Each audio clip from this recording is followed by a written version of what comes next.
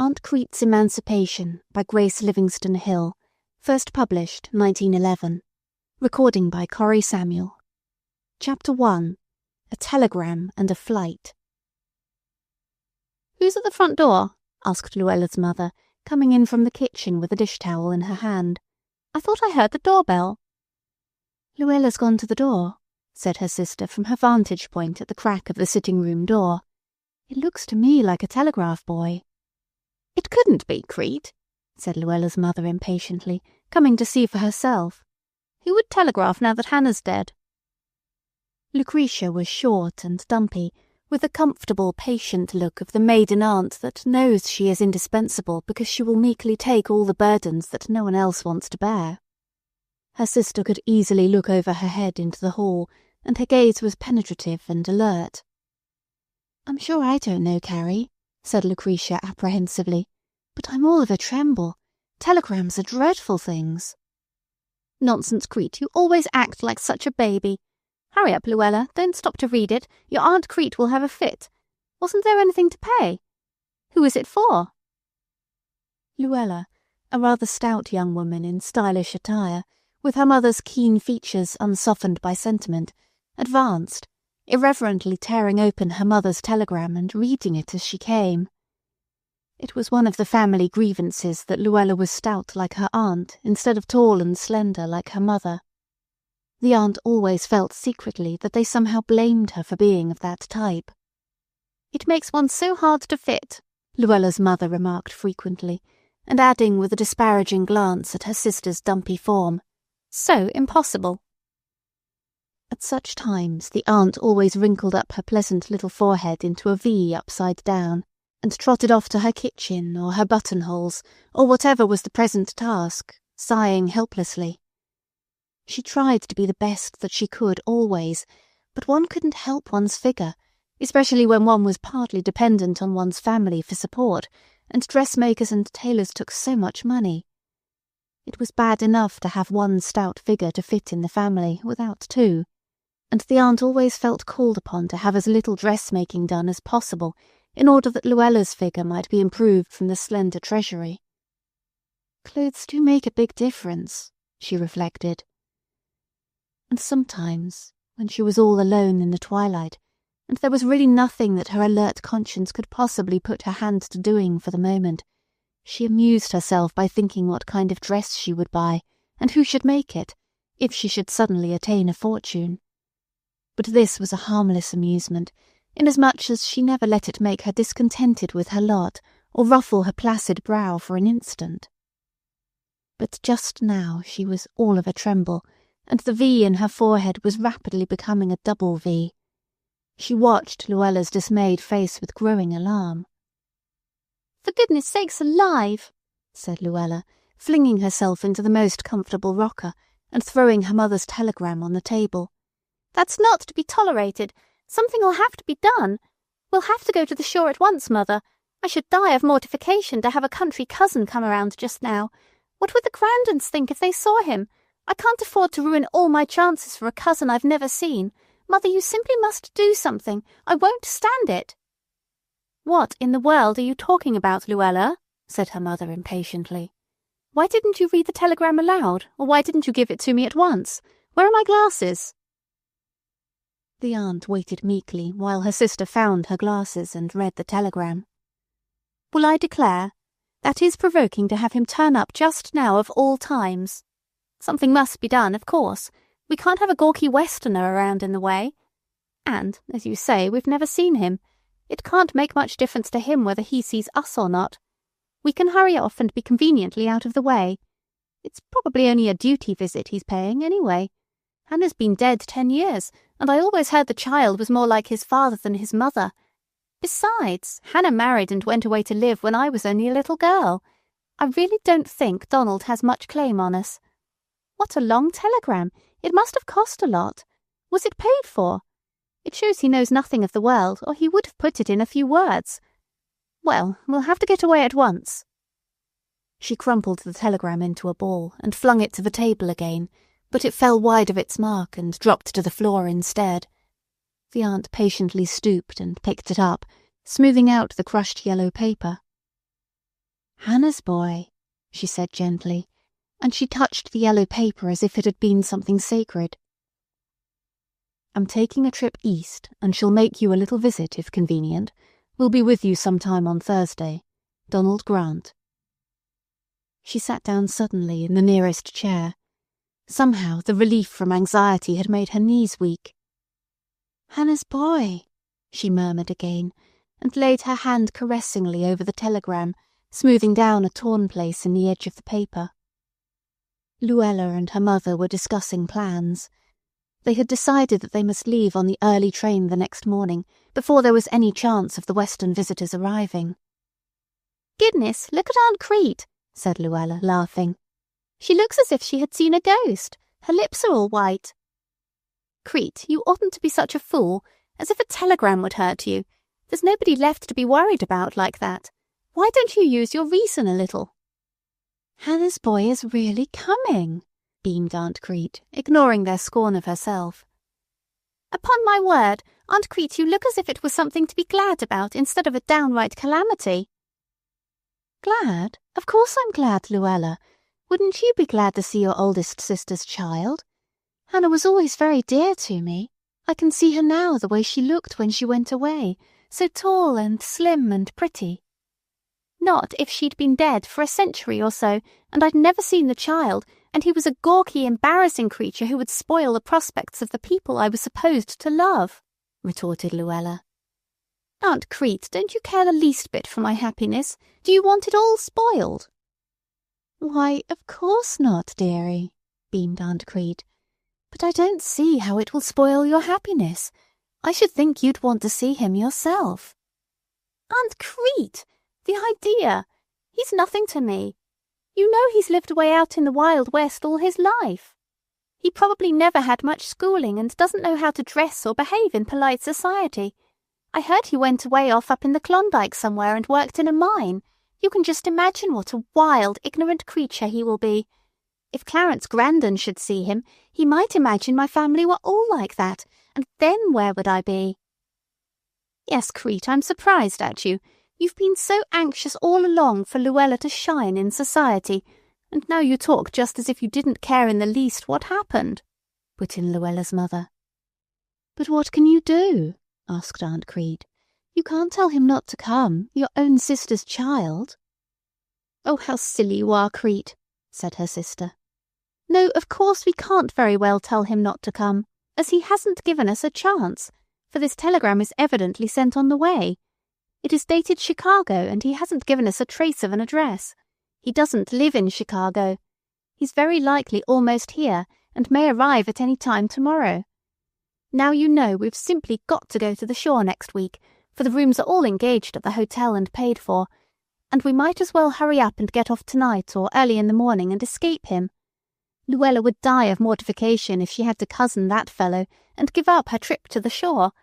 As you weren't going anyway, you can receive him. It will keep him quietly at home, for he won't expect an old woman to go out with him and show him the sights, so nobody will notice him much, and there won't be a lot of talk. If he looks very ridiculous, and that prying Mrs. Brown next door speaks of it, you might explain he's the son of an old school friend who went out west to live years ago." "Oh, Carrie!" exclaimed Aunt Crete. "That wouldn't be true, and besides he can't be so very bad as that. And even if he is, I shall love him, for he's Hannah's boy." "Love him all you want to," sniffed her sister, "but for pity's sake don't let the neighbours know what relation he is." "That's just like you, Aunt Crete," said Luella in a hurt tone. "You've known me and pretended to love me all your life. I'm almost like your own child, and yet you take up with this unknown nephew and say you'll love him in spite of all the trouble he's making me." Aunt Crete doubled the V in her forehead and wiped away the beads of perspiration. Somehow it always seemed that she was in the wrong. Would she be understood in heaven, she wondered. Luella and her mother went on planning. They told off what Aunt Crete was to do after they left. "There's the raspberries and the blackberries not done up yet, Crete, but I guess you can manage alone. You always do the biggest part of the canning anyway. I'm awfully sorry about your sewing, Crete. I meant to fit your two thin dresses before we went away, but the dressmaker made Luella's things so much more elaborate than I expected that we really haven't had a minute's time, what with all the lace insertion she left for us to sew on. Perhaps you better run down to Miss Mason and see if she has time to fit them, if you think you can't wait till we get back. You'll hardly be going out much while we're gone, you know." "Oh, I'll be all right," said Aunt Crete happily. "I guess I can fix up my grey lawn for while Donald's here." "Donald? Nonsense! It won't matter what you wear while he's here. He'll never know a calico from a silk. Now look here, Crete, you've got to be awfully careful or you'll let out when we went off. There's no use in his finding out we didn't want to see him. You wouldn't want to hurt his feelings, you know, your own sister's child." "No, of course not," agreed Aunt Crete, though there was a troubled look in her eyes. She never liked prevarication, and, when she was left with some polite fabrication to excuse her relatives out of something they wanted to shirk, she nearly always got it twisted so that it was either an out-and-out lie, which horrified her, or else let the whole thing out of the bag, as Luella said. But there was little time for discussion, for Luella and her mother had a great deal of packing to do, and Aunt Crete had the dinner to get and the house to set in order, surreptitiously, for the expected guest. They hurried away the next morning in a whirl of bags and suitcases and parasols and umbrellas. They had baggage enough for a year in Europe, although they expected to stay only 2 or 3 weeks at the shore at most. Aunt Crete helped them into the station cab, ran back to the house for Luella's new raincoat, back again for the veil and her sister's gloves, and still a third time to bring the new book, which had been set aside for reading on the journey. Then at last they were gone, and with one brief sigh of satisfaction Aunt Crete permitted herself to reflect that she was actually left alone to receive a dear guest all her own. Never in all her maiden existence had she had this pleasure before. She might use the best china, and have 3 kinds of pie at once, yes, and plum cake if she chose. Boys like pie and cake. Donald would be a big, nice boy. What did it matter to her if he was awkward and from the West? He was in a large sense her own. Hannah was gone, and there was no one else to take a closer place. Who but his mother's sister should have the right to mother him for a while? He would be her own, as Luella never had been, because there was always Luella's mother to take the first place. Besides, Luella had been a disappointing baby. Even in her infancy she had developed an independence that scorned kissing and cuddling. Luella always had too many selfish interests on hand to have time for breathing out love and baby graces to admiring subjects. Her frown was always quicker than her smile. But somehow Aunt Crete felt that it would be different with this boy, and her heart swelled within her as she hurried into the house to make ready for his coming. The front hall was littered with rose leaves. Luella had shaken a bunch of roses to get rid of the loose leaves, and had found they were all loose leaves. Therefore she flung them down upon the floor. She had meant to wear them with her new pongee travelling suit. It looked well to wear roses on a journey, for it suggested a possible admirer. But the roses had not held out, and now Aunt Crete must sweep them up. A glance into the parlour showed peanut shells scattered over the floor and on the table. A few of Luella's friends had come in for a few minutes the evening before, and they had indulged in peanuts, finishing up by throwing the shells at one another amid shouts of hilarious laughter. Aunt Crete went for the broom and dustpan. If he came early, the hall and parlour must be in order first. Luella and her mother had little time to waste, for the tickets were barely bought and the trunks checked before the train thundered up.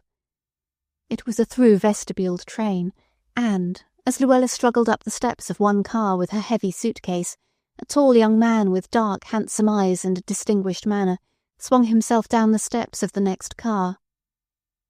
"Hello, Luella," called a voice from a pony cart by the platform. "You're not going away today, are you? Thought you said you weren't going till next week." "Circumstances made it necessary," called Luella from the top step of the car, while the porter held up the suitcase for her to take. "I'm running away from a backwoods cousin that's coming to visit. I'll write and tell you all about it. Goodbye. Sorry I can't be at your house tomorrow night, but it couldn't be helped." Then Luella turned another gaze upon the handsome stranger, who was standing on the platform just below her, looking about interestedly. She thought he had looked at her more than casually, and, as she settled herself in the seat, she glanced down at her pongy travelling suit consciously, feeling that he could but have thought she looked well. He was still standing on the platform as the train moved out, and Luella could see the girl in the pony cart turn her attention to him. She half wished she were sitting in the pony cart too. It would be interesting to find out who he was. Luella preened herself and settled her large hat in front of the strip of mirror between the windows, and then looked around the car that she might see who were her fellow passengers. "Well, I'm glad we're off," said her mother nervously. "I was afraid as could be your cousin might come in on that early through train before we got started. It would have been trying if he'd come just as we were getting away. I don't know how we could have explained it." "Yes," said Luella.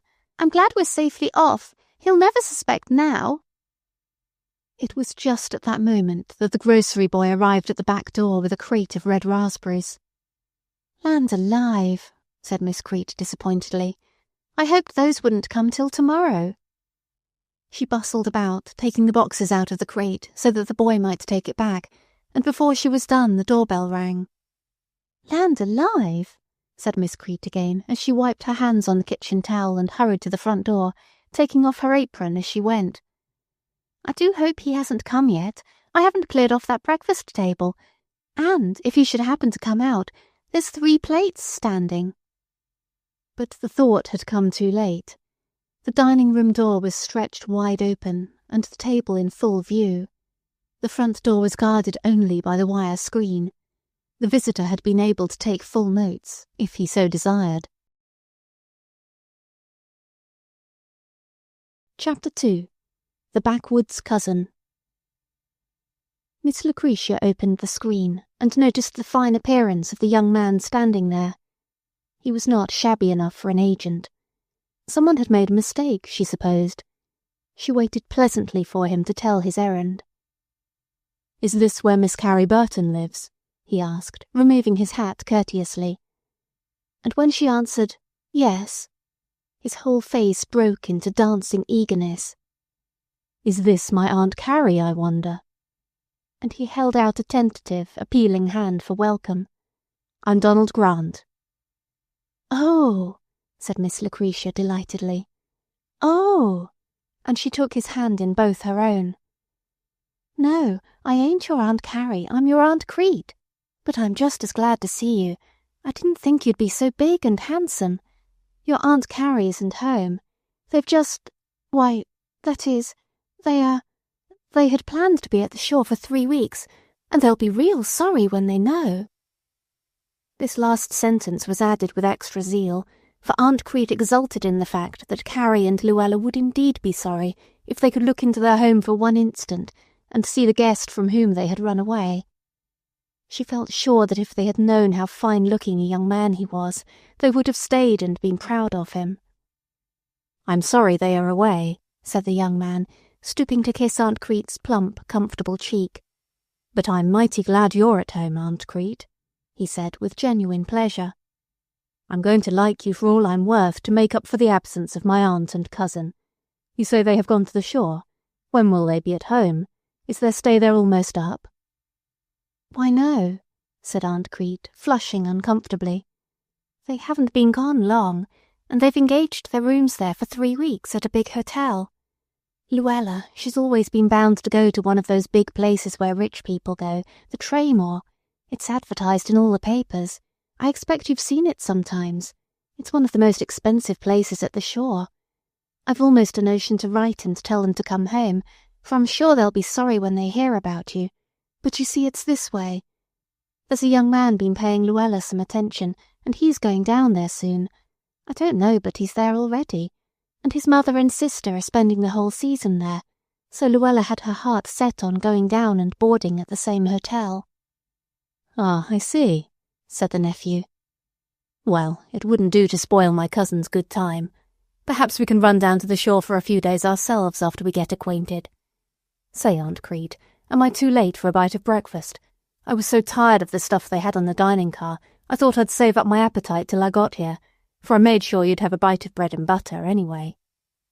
Bless your dear heart, yes, said Aunt Crete, delighted to have the subject turned, for she had a terrible fear she would yet tell a lie about the departure of her sister and niece, and a lie was a calamity not always easily avoided in a position like hers. You just sit down here, you dear boy, and wait about 2 minutes till I set the coffee pot over the fire and cut some more bread. It isn't a mite of trouble, for I hadn't cleared off the breakfast table yet. In fact, I hadn't rightly finished my own breakfast. I was so busy getting to rights. The grocery boy came, and, well, I can never eat much when folks are going. I mean, when I'm alone, she finished triumphantly. She hurried out into the dining room to get the table cleared off, but Donald followed her. She tried to scuttle the plates together and remove all traces of the number of guests at the meal just past, but she could not be sure whether he noticed the table or not. "May I help you?" asked the young man, grabbing Luella's plate and cup, and following her into the kitchen. "It's so good to get into a real home again, with somebody who belongs to me. You know father is in Mexico, and I've been in the university for the last 4 years. "The university?" Aunt Crete's eyes shone. "Do you have universities out west? My, won't Luella be astonished? I guess she thinks out west is all woods." Donald's eyes danced. "We have a few good schools out there," he said quietly. While they were eating the breakfast that Aunt Crete prepared in an incredibly short space of time, Donald asked a great many questions. What did his aunt and cousin look like? Was Aunt Carrie like her, or like his mother? And Luella, had she been to college, and what did she look like? Aunt Crete told him mournfully that Luella was more like herself than like her mother. "And it seems sometimes as if she blamed me for it," said the patient aunt. "It makes it hard, her being a sort of society girl and wanting to look so fine.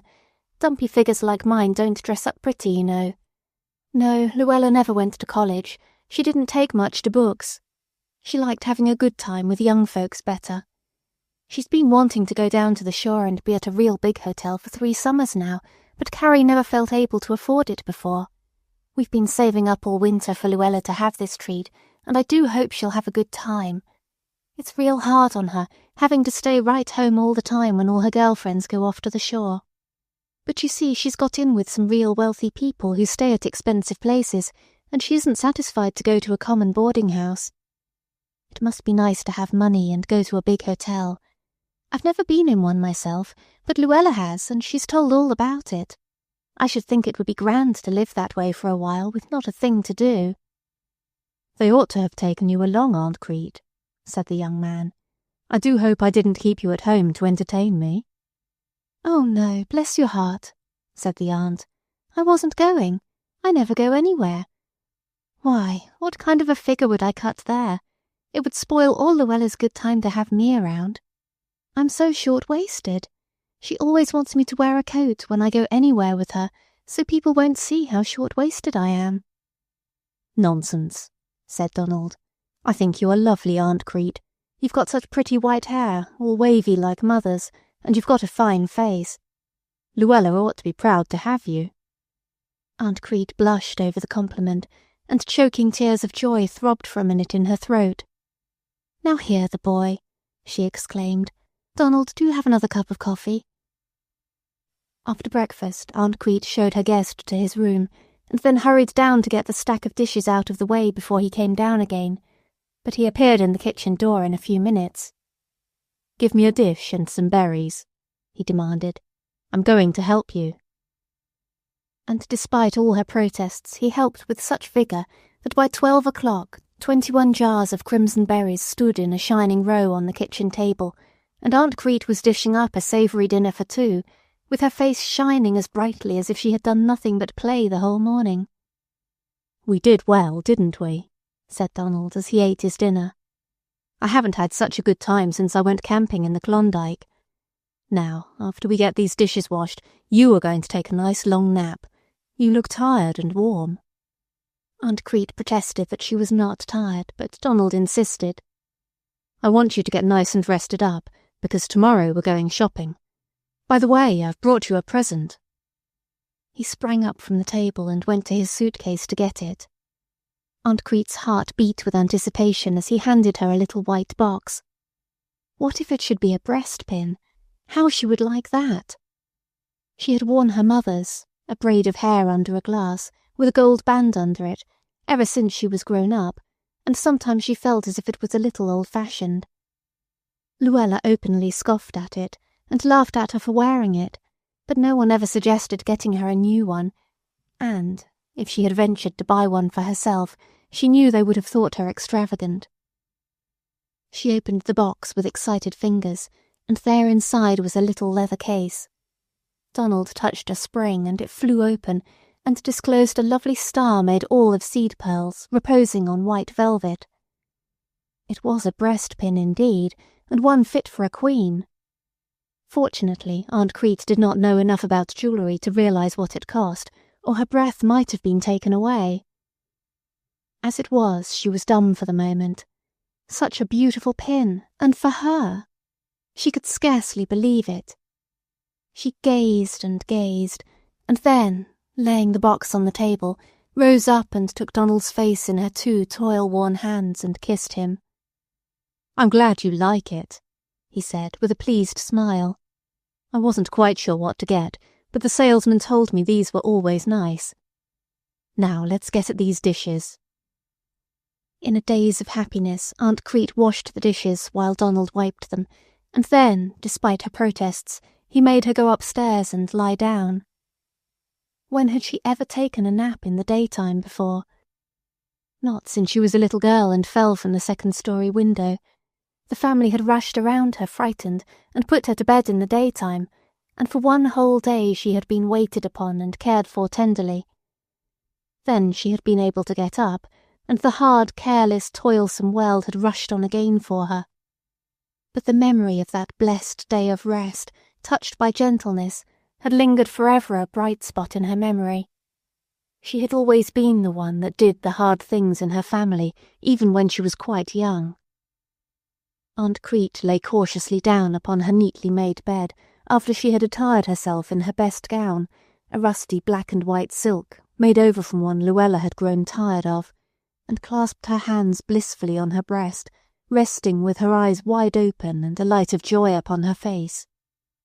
She hardly felt it right to relax entirely lest Donald might call her, but finally the unaccustomed position in the middle of the day sent her off into a real doze, and just about that time the telephone bell rang. The telephone was in the sitting-room downstairs.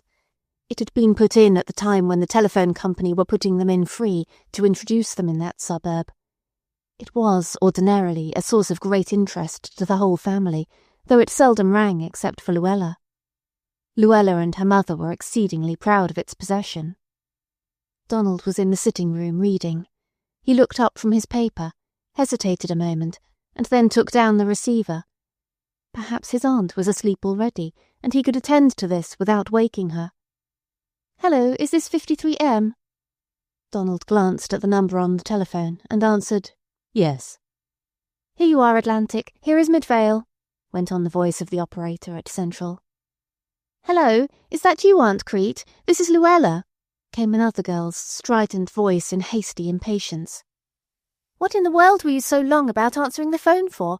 I've been waiting here an age. Now listen, Aunt Crete. For heaven's sake, don't you tell that crazy cousin of ours where to find us, or like as not he'll take a notion to run down here and see us, and I should simply die of mortification if he did. This is a very swell hotel, and it would be fierce to have a backwoods relation appear on the scene. Now be sure you keep dark. I'll never forgive you if you don't. And say, Aunt Crete, won't you please sew on the rest of that val edging down the ruffles of the waist and on the skirt of my new lavender organdy and do it up and send by mail? I forgot all about it. It's on the bed in the spare room and the edging is started. You sew it on the way it is begun. You'll see. Now don't you go to sewing it on in that old way because it is quicker, for it doesn't look a bit pretty and you've nothing much else to do now we're gone anyway. And say, Aunt Crete, would you mind going down to Peter's today and telling Jenny I forgot all about getting those aprons to finish for the fair, and tell her you'll finish them for her. Do it today because she has to send the box off by the end of the week. And Mother says you'd better clean the cellar right away, and she wondered if you'd feel equal to whitewashing it.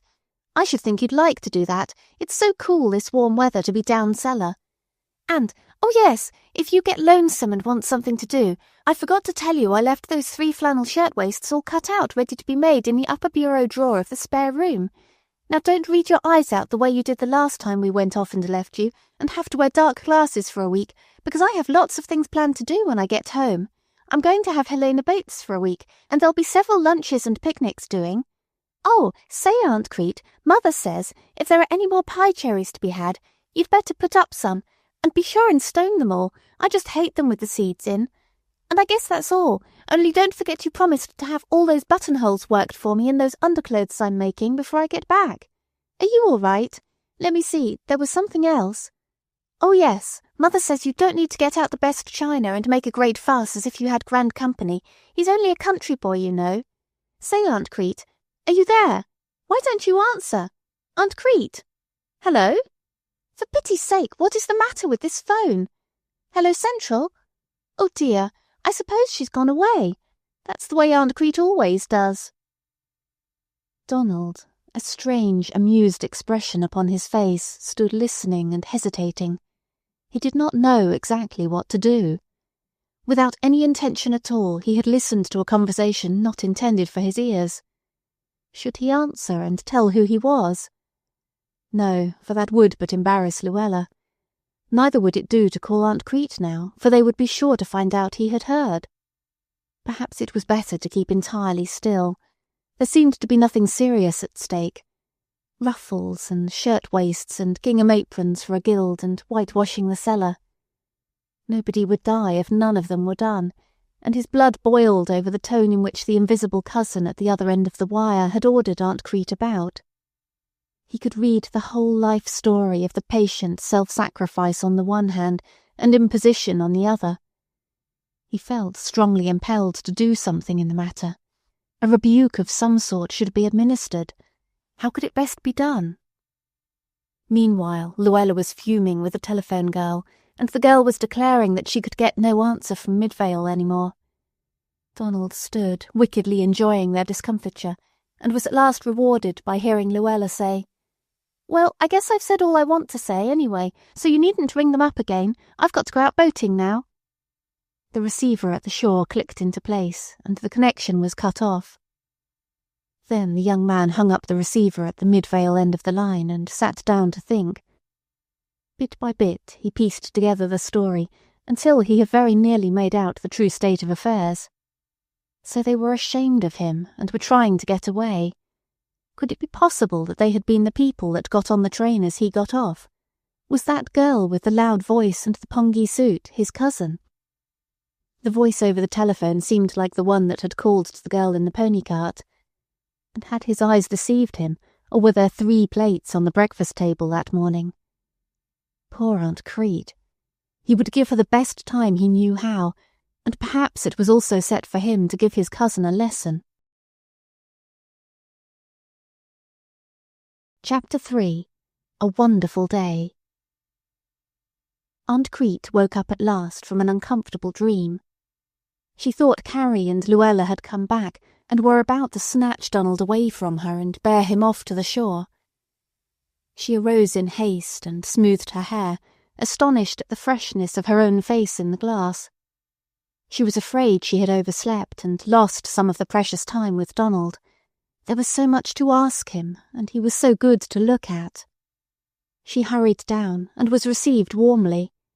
Donald's meditations had culminated in a plan. "Sit down, Aunt Crete. Are you sure you are rested? Then I want to talk. Suppose we run down to the shore and surprise the folks. How soon could you be ready?" "Oh, dear heart, I couldn't do that," exclaimed Aunt Crete, her face nevertheless alight with pleasure at the very thought. "Why not? What's to hinder?" "Oh, I never go. I always stay at home and attend to things." "But that's no reason. Why couldn't things attend to themselves?" "Why, I couldn't leave the house alone." Now, what in the world could possibly happen to the house that you could prevent by staying in it? Be reasonable, dear aunt. You know the house won't run away while you are gone, and, if it does, I'll get you another one. You don't mean to tell me you never go off on a vacation?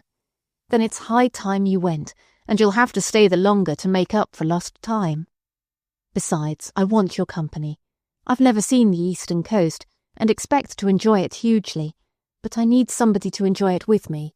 I can't half take in things alone. I want somebody my very own to go with me. That's what I came here for. I had thought of inviting you all to go down for a little trip, but, as the others are down there, why, we can join them."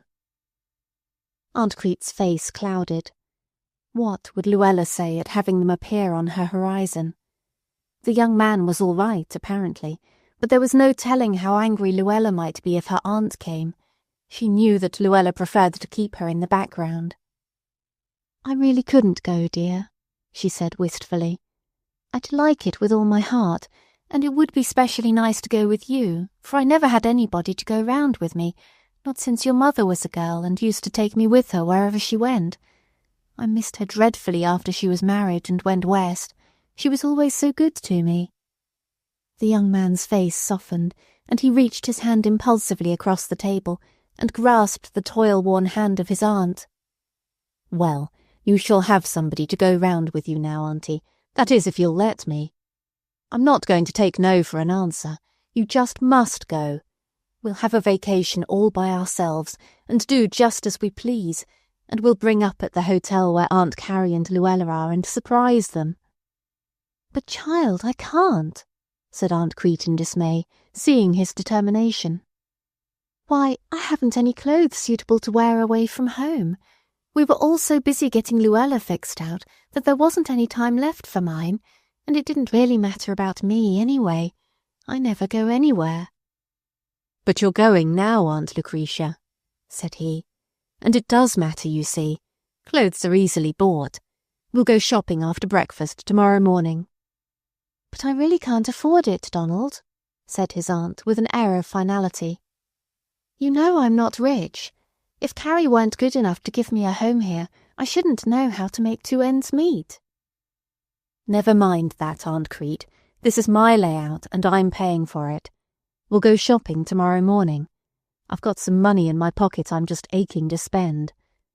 The fact is, Aunt Crete, I struck gold up there in the Klondike, and I've got more money than I know what to do with." "Oh," said Aunt Crete with awe in her voice at the thought of having more money than one knew what to do with. Then shyly, "But—" "But what, Aunt Lucretia?" asked Donald, as she hesitated and flushed till the double V came into her forehead in the old, helpless, worried way.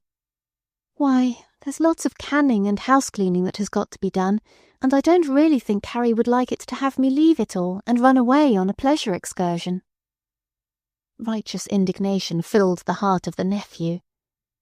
"Well, I should like to know why she wouldn't like it," he exclaimed impulsively. "Has she any better right to have a vacation than you? I'm sure you've earned it. You blessed little woman, you're going to have a vacation now in spite of yourself. Just put your conscience away in pink cotton till we get back. Though I don't know whether I shall let you come back to stay. I may spirit you off with me somewhere if I don't like the looks of my cousin. I'll take all the responsibility of this trip. If Aunt Carrie doesn't like it, she may visit her wrath on me, and I'll tell her just what I think of her. Anyhow, to the shore you are going right speedily. That is, if you want to go. If there's some other place you'd rather go besides to the Traymore, speak the word, and there we'll go. I want you to have a good time." Aunt Crete gasped with joy. The thought of the ocean, the real ocean, was wonderful. She had dreamed of it many times, but never had seen it, because she was always the one who could just as well stay at home as not. She never got run down or nervous or cross and was ordered to go away for her health, and she never insisted upon going where the rest went. Her heart was bounding as it had not bounded since the morning of the last Sunday school picnic she had attended when she was a girl. "Indeed, dear boy, I do want to go with all my heart if I really ought. I have always wanted to see the ocean, and I can't imagine any place I'd rather go than the Traymore. Luella's talked so much about it." "All right, then it's settled that we go. How soon can we get ready?" "We'll go shopping tomorrow morning bright and early, and get a trunk full of new clothes. It's always nice to have new things when you go off. You feel like another person, And don't have to be sewing on buttons all the time," laughed Donald, as if he was enjoying the whole thing as much as his aunt.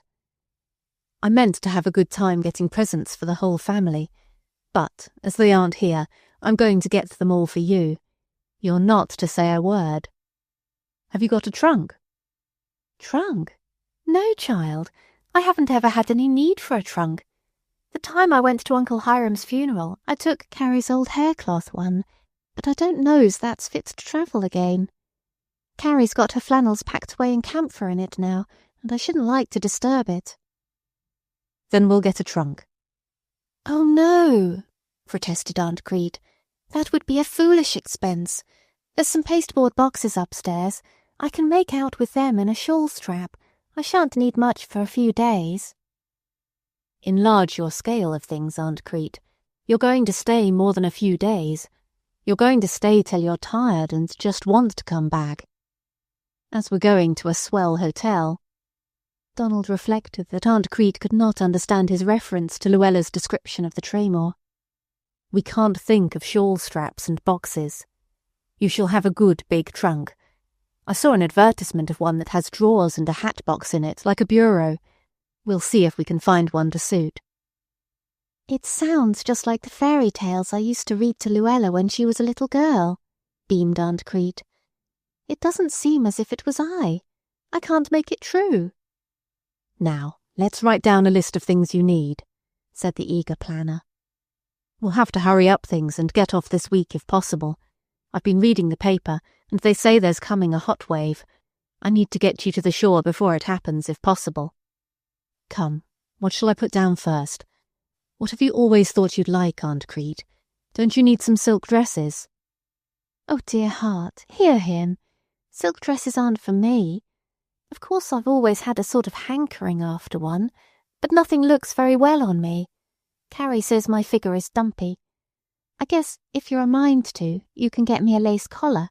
It'll please me as well as anything. Luella saw some for $1 that were real pretty. She bought one for herself. I think it would do to wear with my new pin, and all my collars are pretty much worn out." "Now look here, Aunt Crete. Can't I make you understand? I mean business, and no collars for $1 are going to do.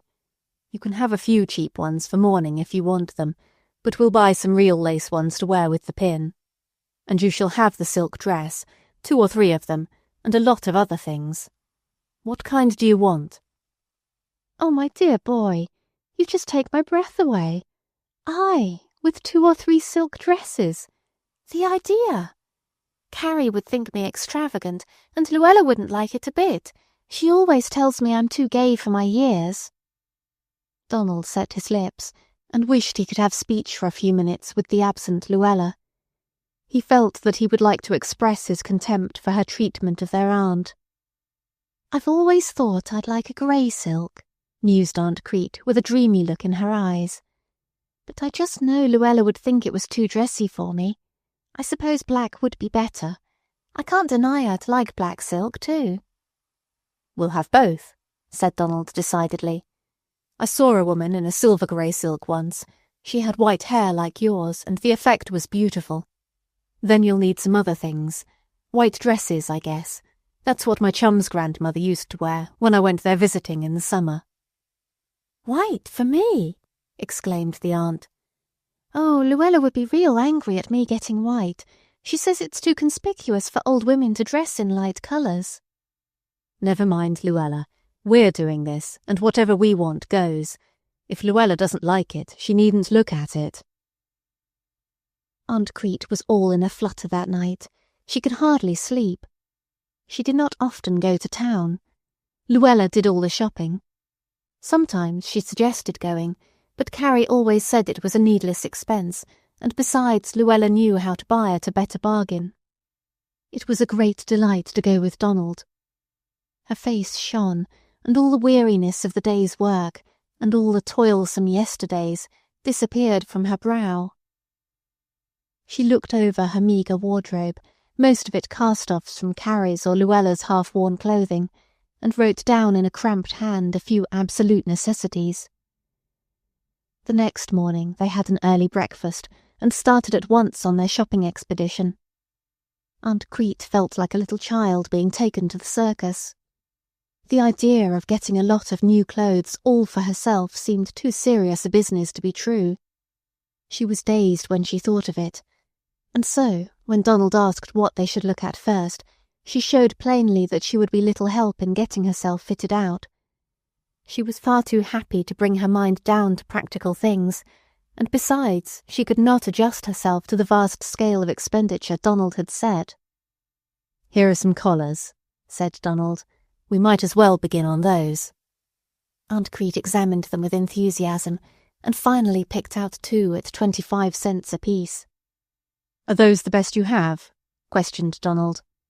"Oh no," said the saleswoman, quick to identify the purchaser that did not stop at price. "Did you want real or imitation?"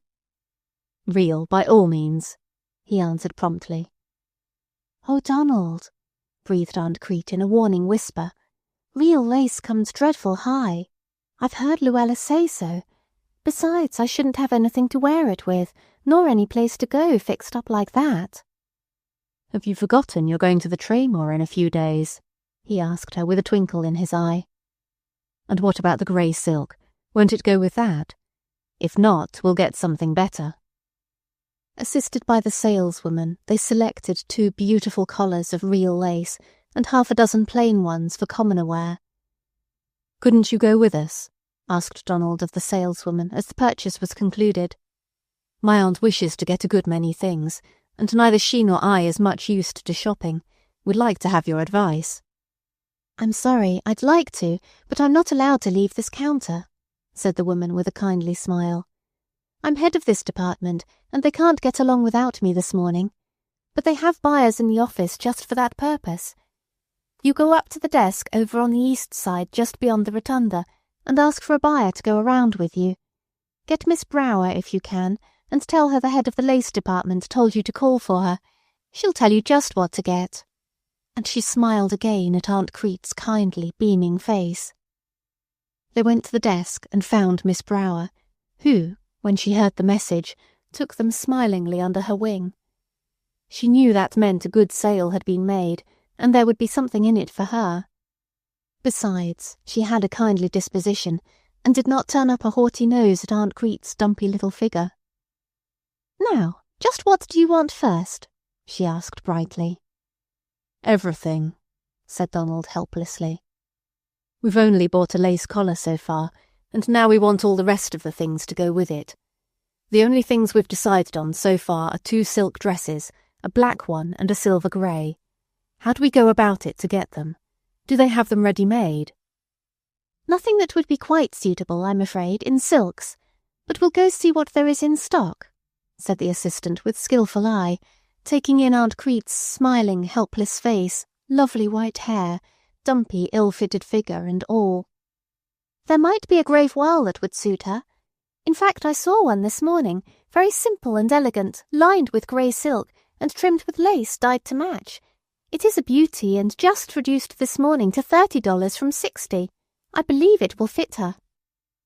Aunt Crete gasped at the price and looked at Donald, but he seemed pleased and said, "That sounds good. Let's go and see it. We'll have a grey— What was it you called it? Voile? Remember that name, Aunt Crete. You're going to have a grey voile, but we want the silk too. Do they make things here? We want to go away in a few days and would like to take them with us." "Oh yes, they'll make anything to order, and this time of year we're not so busy. I guess you could get a hurry-up order on it and have it done in a couple of days, or it could be forwarded to you if it was not quite finished when you left." They stepped into the elevator, and in a trice were ushered into the presence of the rare and the imported. Aunt Crete stood in a maze of delight and wonder. All this was on exhibition just for her benefit, and she was Alice in Wonderland for the hour. Donald stood back with his arms folded and watched her with satisfaction. One thing alone was wanted to complete it. He would have liked to have Luella up in the gallery somewhere watching also. But that he held in anticipation. Luella should be made to understand that she had done wrong in underrating this sweet, patient soul. The grey voile was entirely satisfactory to the 2 shoppers. Donald recognised it as the thing many women of his acquaintance wore at the receptions he had attended in university circles. Aunt Crete fingered it wistfully, and had her inward doubts whether anything so frail and lovely, like a delicate veil, would wear. But, looking at Donald's happy face, she decided not to mention it. The dress was more beautiful than anything she had ever dreamed of possessing. "But it won't fit me," she sighed, as she and Miss Brower were on the way to the trying-on room, where the garment was to be fitted to her. "I'm so dumpy, you know, and Luella always says it's no use to get me anything ready-made." "Oh, the fitter will make it fit," said Miss Brower convincingly. And then, with a glance at the ample waist, whose old-fashioned lines lay meekly awry, as if they were used to being put on that way and were beyond even discouragement. "Why didn't you wear one of those stiffened waists?" "There's a new one on sale, has soft bones all around, and is real comfortable. It would make your dresses set a good deal better. If you like, I'll go get one and you can be fitted over it. You don't like anything very tight, do you?" "No," said Aunt Crete in a deprecatory tone. "I never could bear anything real tight. That's what puts Luella out so about me. But if you say there's a waist that's comfortable, I should be so obliged if you'd get it. I'd be willing to pay any price not to look so dumpy." She felt that if it took the last cent she possessed and made all her relatives angry with her, she must have something to fit her once. Miss Brower, thus commissioned, went away, and returned very soon with the magical waist that was to transform Miss Lucretia's figure. If Donald could have seen his aunt's face when she was finally arrayed in the soft folds of the grey voile and was being pinned up and pinned down and pinned in and pinned out, he would have been fully repaid. Aunt Crete's ecstasy was marred only by the fact that Luella could not see her grandeur. Actually being fitted in a department store to a real imported dress! Could mortal attain higher in this mundane sphere?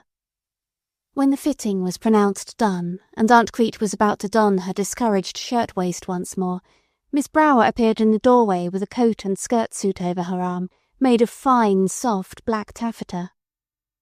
"Just put this on and let the gentleman see how he likes it," she said. She had been out to talk over matters with Donald and have an understanding as to what was wanted. She had advised the taffeta coat and skirt for travelling, with an extra cloth coat for cool days. Aunt Crete, with the new dignity that consciousness of her improved figure gave her, rustled out to her nephew, looking like a new woman, her face beaming. That was a wonderful day. Aunt Crete retired again for the black taffeta to be altered a little, and yet again for a black and white dotted Swiss, and a white linen suit, and a handsome black crepe de chine, and then to have the measure taken for the silver-grey silk, which the head dressmaker promised could be hurried through. They bought a black chiffon waist and some filmy, dreamy white shirt-waists, simple and plain in design, with exquisite lace simply applied, fine handmade tucks and finer material. Miss Brower advised white linen and white lawn for morning wear at the seashore, and gave Aunt Crete confidence, telling how she had a customer, a woman about as old as you with just such lovely white hair, who but yesterday purchased a set of white dresses for morning wear at the seashore. This silenced the thoughts of her sister's horror at, "White for you, Crete, what are you thinking of?" Never mind, she was going to have one good time, even if she had to put all her lovely finery away in a trunk afterwards, and never bring it out again. Or, dreary thought, were made to cut it over for Luella some time. Well, it might come to that, but at least she would enjoy it while it was hers. 2 white linen skirts, a handsome black cloth coat, several pairs of silk gloves, black and white, some undergarments dainty enough for a bride, a whole dozen pairs of stockings. How Aunt Crete rejoiced in those! She had been wearing stockings whose feet were cut out of old stocking legs for 15 years. She couldn't remember when she had had a whole new pair of stockings all her own. And then 2 new bonnets. All these things were acquired little by little. It was while they were in the millinery department, and Miss Brower had just set a charming black lace bonnet made on a foundation of white roses on the white hair, that Donald decided she was one of the most beautiful old ladies he had ever seen.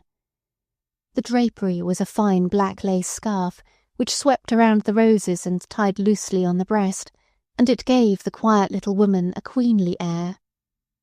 She was getting used to seeing her own face in strange adornments, but it startled her to see that she really looked handsome in this bonnet. She stood before the transformation in the mirror almost in awe, and never heard what Miss Brower was saying.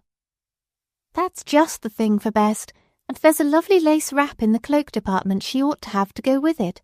It would be charming." "Get it," said Donald with respectful brevity. He was astonished himself at the difference mere clothes made. Aunt Crete was fairly impressive in her new bonnet. And the lace wrap proved indeed to be the very mate to the bonnet, hiding the comfortable figure and making her look just like other people, as she breathlessly expressed it after one glance at herself in the lace wrap. They bought a plain black bonnet, a sweet little grey one, a fine silk umbrella, a lot of pretty belts and handkerchiefs, some shoes and rubbers, a handbag of cut steel, for which Luella would have bartered her conscience, what there was left of it, and then they smiled good-bye at Miss Brower and left her for a little while and went to lunch. Such a lunch! Soup and fish and spring lamb and fresh peas and new potatoes and 2 kinds of ice cream in little hard sugar cases that looked like baked snowballs. Aunt Crete's hand trembled as she took the first spoonful. The wonders of the day had been so great that she was fairly worn out, and 2 little bright red spots of excitement had appeared in her cheeks. But she was happy. Happier than she remembered ever to have been in her life before. Her dear old conscience had a moment of sighing that Luella could not have been there to have enjoyed it too, and then her heart bounded in wicked gleefulness that Luella was not there to stop her nice time. They went into a great hall in the same store, and sat among the palms and coolness made by electric fans, while a wonderful organ played exquisite music, and Aunt Crete felt she certainly was in heaven without the trouble of dying. And she never dreamed, dear soul, that she had been dying all her life that others might live, and that it is to such that the reward is promised. They went back to Miss Brower later, and behold, the silver-grey silk had been cut out and was ready to fit. Aunt Crete felt it was fairy work, the whole of it, and she touched the fabric as if it had been made by magic. Then they went and bought a trunk and a handsome leather satchel, and Donald took a notion that his aunt must have a set of silver combs for her hair, such as he saw in the hair of another old lady. "Now," said Donald reflectively, "we'll go home and get rested, and tomorrow we'll come down and buy any things we've forgotten." "And I'm sure I don't see what more a body could possibly need," said Aunt Crete, as, tired and absolutely contented, she climbed into the train and sat down in the hot plush seat. The one bitter drop in the cup of bliss came the next morning, or rather 2 drops, in the shape of letters. One from Aunt Carrie for Donald was couched in stiffest terms, in which she professed to have just heard of his coming, and to be exceedingly sorry that she was not at home, and was kept from returning only by a sprained ankle, the doctor telling her that she must not put her foot to the ground for 2 or 3 weeks yet, or she would have to suffer for it. The other letter was for Aunt Crete, and was a rehash of the telephone message, with a good sound scolding for having gone away from the telephone before she finished speaking. Luella had written it herself because she felt like venting her temper on someone. The young man that had been so attentive to her in town had promenaded the piazza with another young woman all the evening before. Luella hoped Aunt Crete would put up plenty of gooseberry jam. Aunt Crete put on her double V as she read, and sighed for a full minute before Donald looked up amused from his letter. "Now, Aunt Crete, you look as if a mountain had rolled down upon you. What's the matter?" "Oh, I'm just afraid, Donald, that I'm doing wrong going off this way, when Carrie expects me to do all this canning and sewing and cleaning. I'm afraid she'll never forgive me." "Now, Aunt Crete, don't you love me? Didn't I tell you I'd stand between you and the whole world? Please put that letter up, and come and help me pack your new trunk.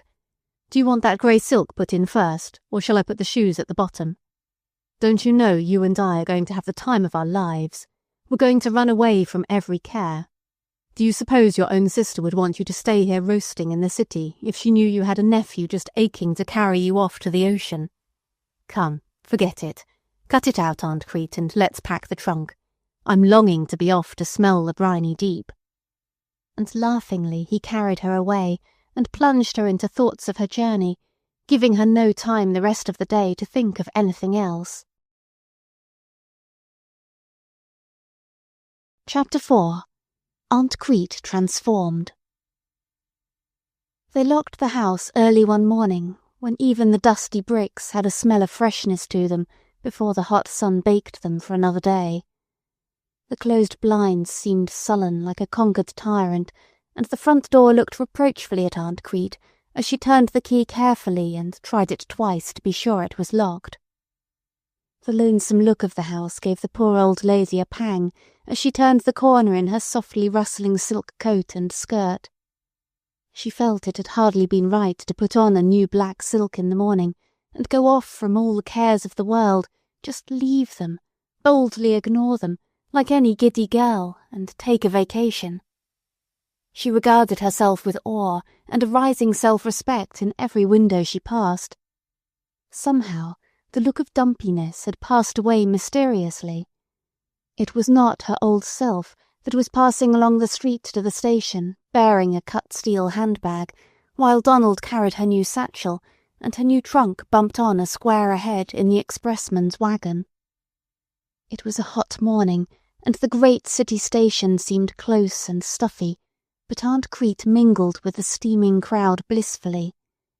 To be one with the world, attired irreproachably, to be on her way to a great hotel by the sea, with new clothes, and escorted devotedly by someone that was her very own, this indeed was happiness. Could anyone desire more upon the earth? Donald put her into a cab at the station, and she beamed happily out at the frightful streets that always made her heart come into her mouth on the rare occasions when she had to cross them. The ride across the city seemed a brief and distinguished experience. It was as if everybody else was walking, and they only had the grandeur of a carriage.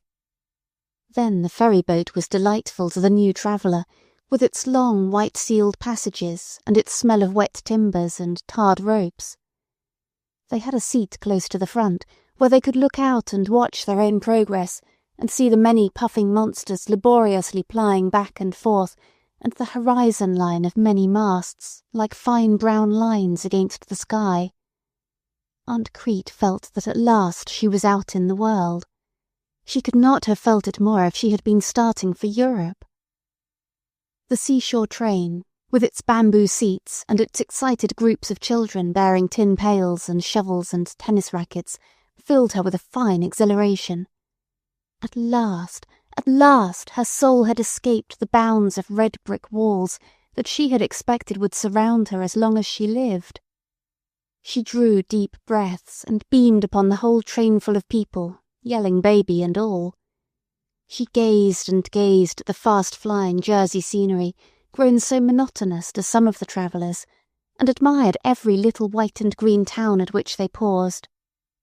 Donald put her into a carriage when they reached the shore. Half an hour off they had begun to smell the sea and to catch glimpses of low-lying marshes and a misty blueness against the sky. Now every friendly hackman at the station seemed a part of the great day to Aunt Crete. So pretty a carriage, with low steps and grey cushions and a fringe all around the canopy, and a white speckled horse with long, gentle white eyelashes. Aunt Crete leaned back self-consciously on the grey cushions and enjoyed the creak of her silk jacket as she settled into place. She felt as if this was a play that would soon be over, but she would enjoy it to the very end, and then go back to her dish-washing and cellar-cleaning and being blamed, and bear them all in happy remembrance of what she had had for one blissful vacation. She did not know that Donald had telephoned ahead for the best apartments in the hotel.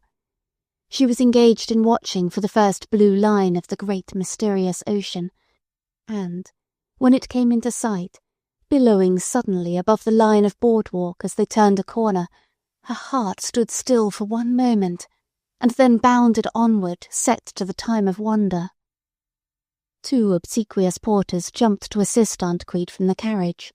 The hand-baggage drifted up the steps as if by magic, and awaited them in the apartments to which they arose in a luxurious elevator. Aunt Crete noticed several old ladies with pink and blue wool knitting sitting in a row of large rocking chairs as she glided up to the second floor. It gave her rest on one point, for they all wore white dresses. She had been a little dubious about those white dresses that Donald had insisted upon, but now she might enjoy them unashamed. Oh, what would Luella say? She glanced around the room, half fearfully expecting to find Luella waiting there. Somehow, now that she was here, she wanted to get used to it and enjoy it all before Luella came. For Luella was an uncertain quantity. Luella might not like it after all. Dreadful thought. And after Donald had taken so much trouble and spent so much money, all to surprise them. The smiling porter absorbed the goodly tip that Donald handed him and went his way. Aunt Crete and Donald were left alone. They looked at each other and smiled. "Let's look around and see where they've put us," said Donald, pushing the swaying curtains aside, and there before them rolled the blue tide of the ocean. Aunt Crete sank into a chair and was silent for a while, and then she said, "It's just as big as I thought it would be. I was so afraid it wouldn't be. Some folks next door went down to the shore last year, and they said it didn't look big enough to what they'd expected, and I've been afraid ever since." Donald's eyes filled with a tender light that was beautiful to see. He was enjoying the spending of his money, and it was yielding him a rich reward already. The apartments that had been assigned to them consisted of a parlour and 2 large bedrooms with private baths. Donald discovered a few moments later, when he went down to the office to investigate, that Luella and his aunt occupied a single room on the 4th floor back, overlooking the kitchen court. It was not where he would have placed them, had they chosen to await his coming and be taken down to the shore in style. But, now that they had run away from him, and were too evidently ashamed of him, perhaps it was as well to let them remain where they were, he reflected. "Aunt Carrie and Luella have gone out with a party in a carriage for an all-day drive to Pleasure Bay," announced Donald when he came up. "Aunt Carrie's ankle must be better." "Well, that's real nice," exclaimed Aunt Crete with a smile, turning from her view of the sea, where she had been ever since he left her. "I'm glad Luella is having a good time, and we shan't miss her a mite. You and I'll have the ocean all to ourselves today." Donald smiled approvingly. He was not altogether sure he cared to meet that other aunt and cousin at all. He was not sure but that he would like to run away from them and carry Aunt Crete with him. "Very well," he said. "I'm glad you're not disappointed. We'll do just whatever we want to. Would you like to go in bathing?" "Oh my! Could I? I've always thought I'd like to see how it would feel, but I guess I'm too old. Besides, there's my figure. It wouldn't look nice in a bathing suit. Luella wouldn't like it a bit, and I don't want to disgrace her now I'm here. She always makes a lot of fun of old people going in and sitting right on the edge of the water. I guess it won't do." "Yes, it will do if you want to. Didn't I tell you this was my party, and Luella isn't in it? That's ridiculous. I'll take you in myself, Aunt Crete, and we'll have the best time out, and you shan't be scared either. I can swim like a fish. You shall go in every day. Would you like to begin at once?" "I should," said Aunt Crete, rising with a look of resolution in her face.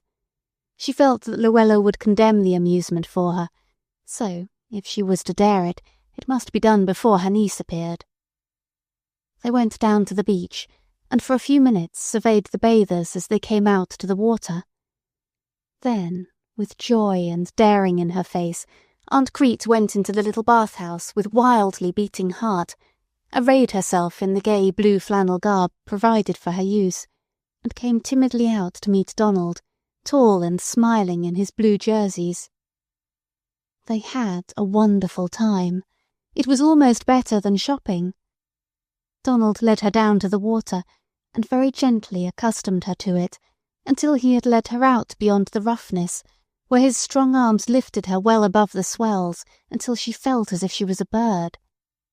It was marvellous that she was not afraid, but she was not. It was as if she had, that morning, been transferred back over 40 years to her youth again, and was having the good times that she had longed for, such as other girls had, the swings and the rides and the skatings and bicyclings. How many such things she had watched through the years, with her heart palpitating with daring to do it all herself. Her petulant sister and the logy Luella never dreamed that Aunt Crete desired such un-auntly indulgences. If they had, they would have taken it out of her, scorched it with scorn. The white hair with its natural waves fluffed out beautifully like a canary's feathers after the bath, and Aunt Crete was smiling and charming at lunch in one of her fine new white dresses. She had hurried to put it on before Luella appeared, lest they might all be spirited away from her if Luella discovered them. She reflected with a sigh that they would likely fit Luella beautifully, and that would probably be their final destination, just as Luella's discarded garments came to her. But there was nothing to mar the lunchtime and the beautiful afternoon, wherein, after a delicious nap to the accompaniment of the music of the waves, she was taken to drive in the fringed carriage again, while a bunch of handsome ladies, old and young, sat on the hotel piazza in more of those abundant rockers and watched her approvingly. She felt that she was of some importance in their eyes. She had suddenly blossomed out of her insignificance and was worth looking at. It warmed her heart with humble pleasure. She felt that she had won approval, not through any merit of her own, but through Donald's loving kindness. It was wonderful what a charm clothes could work. "Put on your grey silk for dinner," said Donald, with malice aforethought in his heart. "Oh," gasped Aunt Crete, "I think I ought to keep that for parties, don't you?" "If ever there was a party, it's going to be tonight," said Donald. "It's going to be a surprise party. You want to see if Aunt Carrie and Luella will know you, you know." So, with trembling fingers, Aunt Crete arrayed herself in her purple and fine linen, very materially assisted by a quiet maid whom Donald had ordered sent to the room, and who persuaded Aunt Crete to let her arrange the pretty white hair. It was surprising to see, when the coiffure was complete, that she looked quite like the other old ladies, who were not old at all, only playing old. "I don't believe they will know me," whispered Aunt Crete to herself, as she stood before the full-length mirror and surveyed the effect. "And I didn't think I could ever look like that," she murmured, after a more prolonged gaze, during which she made the acquaintance of her new self. Then she added half wistfully, "I wish I had known it before. I think perhaps they'd have liked me more if I looked that way all the time." She sighed half regretfully, as if she were bidding good-bye to this new vision, and went out to Donald, who awaited her. She felt that the picnic part of her vacation was almost over now, for Carrie and Luella would be sure to manage to spoil it some way. Donald looked up from his paper with a welcome in his eyes. It was the first time she had seen him in evening dress, and she thought him handsome as a king. "You're a very beautiful woman, Aunt Crete. Do you know it?" said Donald with satisfaction. He had felt that the French maid would know how to put just the right touch to Aunt Crete's pretty hair to take away her odd, unused appearance. Now she was completely in the fashion, and she looked every inch a lady. She somehow seemed to have natural intuition for gentle manners. Perhaps her kindly heart dictated them, for surely there can be no better manners than come wrapped up with the golden rule, and Aunt Crete had lived by that all her life. They entered the great dining hall, and made their way among the palms in a blaze of electric light, with the head waiter bowing obsequiously before them. They had a table to themselves, and Aunt Crete rejoiced in the tiny shaded candles and the hothouse roses in the centre, and lifted the handsome napkins and silver forks with awe. Sometimes it seemed as if she were still dreaming. The party from Pleasure Bay had reached home rather late in the afternoon, after a tedious time in the hot sun at a place full of peanut stands and merry-go-rounds and moving picture shows. Luella had not had a good time. She had been disappointed that none of the young men in the party had paid her special attention. In fact, the special young man for whose sake she had prodded her mother into going had not accompanied them at all. Luella was thoroughly cross. "Mercy, how you've burned your nose, Luella," said her mother sharply. "It's so unbecoming. The skin is all peeling off. I do wish you'd wear a veil. You can't afford to lose your complexion with such a figure as you have." "Oh, fiddlesticks! I wish you'd let up on that, Ma," snapped Luella. "Didn't you get a letter from Aunt Crete? I wonder what she's thinking about not to send that lavender organdy. I wanted to wear it tonight. There's to be a hop in the ballroom, and that would be just the thing. She ought to have got it done. She's had time enough since I telephoned. I suppose she's gone to reading again. I do wish I'd remembered to lock up the bookcase. She's crazy for novels." All this time Luella was being buttoned into a pink silk muslin heavily decorated with cheap lace. There were 26 tiny, elusive buttons, and Luella's mother was tired. "What on earth makes you so long, Ma?" snarled Luella, twisting her neck to try to see her back. "We'll be so late we won't get served, and I'm hungry as a bear." They hurried down, arriving at the door just as Aunt Crete and Donald were being settled into their chairs by the smiling head waiter. "For goodness sake, those must be swells," said Luella in a low tone. "Did you see how that waiter bowed and smiled? He never does that to us. I expect he got a big tip. See, they're sitting right next to our table. Goodness, Ma, your hair is all slipped to one side. Put it up quick. No, the other side. Say, he's an awfully handsome young man. I wonder if we can get introduced. I just know he dances gracefully. Say, Mother, I'd like to get him for a partner tonight. I guess those stuck-up Grandons would open their eyes then." "Hush, Luella, he'll hear you." They settled into their places unassisted by the dilatory waiter, who came languidly up a moment later to take their order. Aunt Crete's back was happily toward her relatives, and so she ate her dinner in comfort. The palms were all about, and the gentle clink of silver and glass and refined voices. The soft strains of an orchestra hidden in a balcony of ferns and palms drowned Luella's strident voice when it was raised in discontented strain, and so Aunt Crete failed to recognize the sound. But Donald had been on the alert.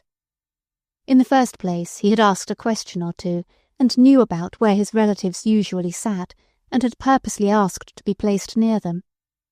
He studied Luella when she came in, and felt pretty sure she was the girl he had seen on the platform of the train the morning he arrived in Midvale. And finally, in a break in the music, he distinctly caught the name Luella from the lips of the sour woman in the purple satin with white question marks all over it and plasters of white lace.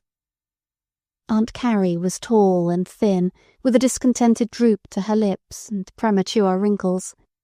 She wore an affected air of abnormal politeness and disapproval of everything. She was studying the silver-grey back in front of her, and wondering what there was about that elegant-looking woman with the lovely white-waved pompadour and puffs and that exquisite real lace collar to remind her of poor sister Lucretia.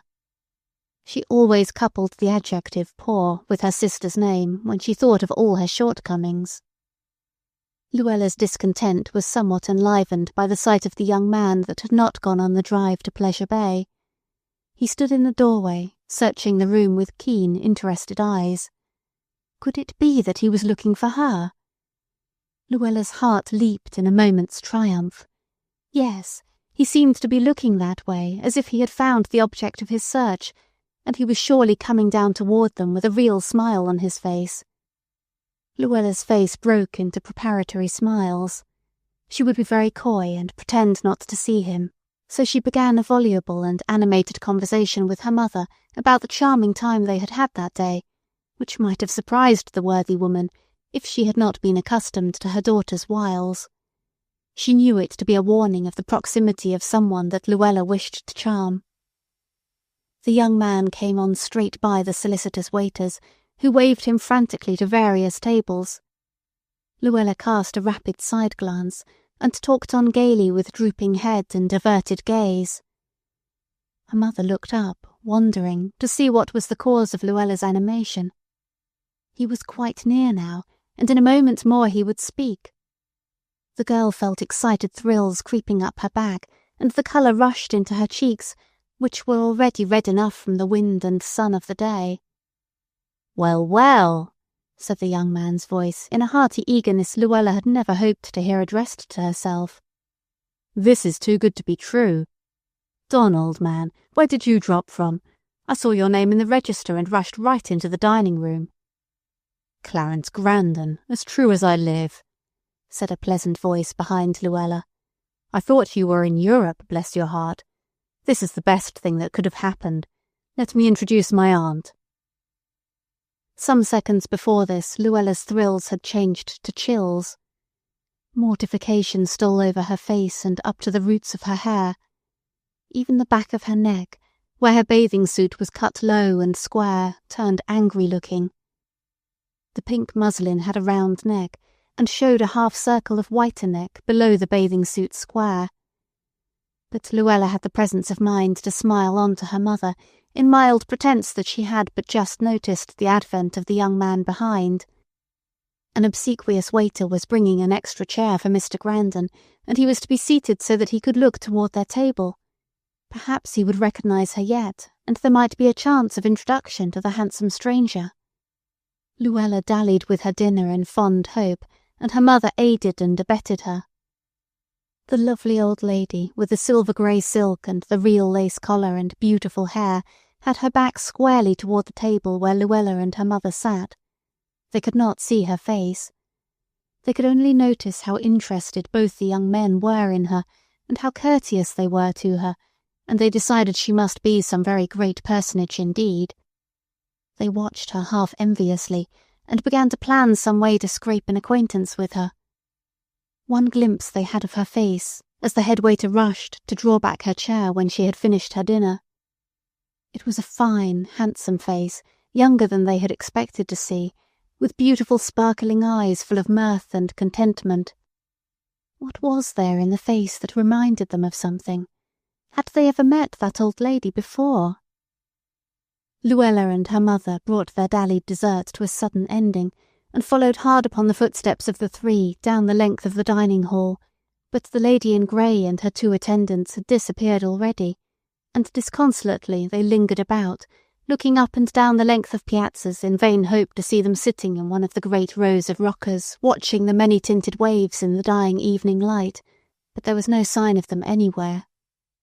As they stood thus leaning over the balcony, a large automobile, grey with white cushions, like a great gliding dove, slipped silently up to the entrance below them, in the well-bred silence that an expensive machine knows how to assume under dignified owners. Luella twitched her mother's sleeve.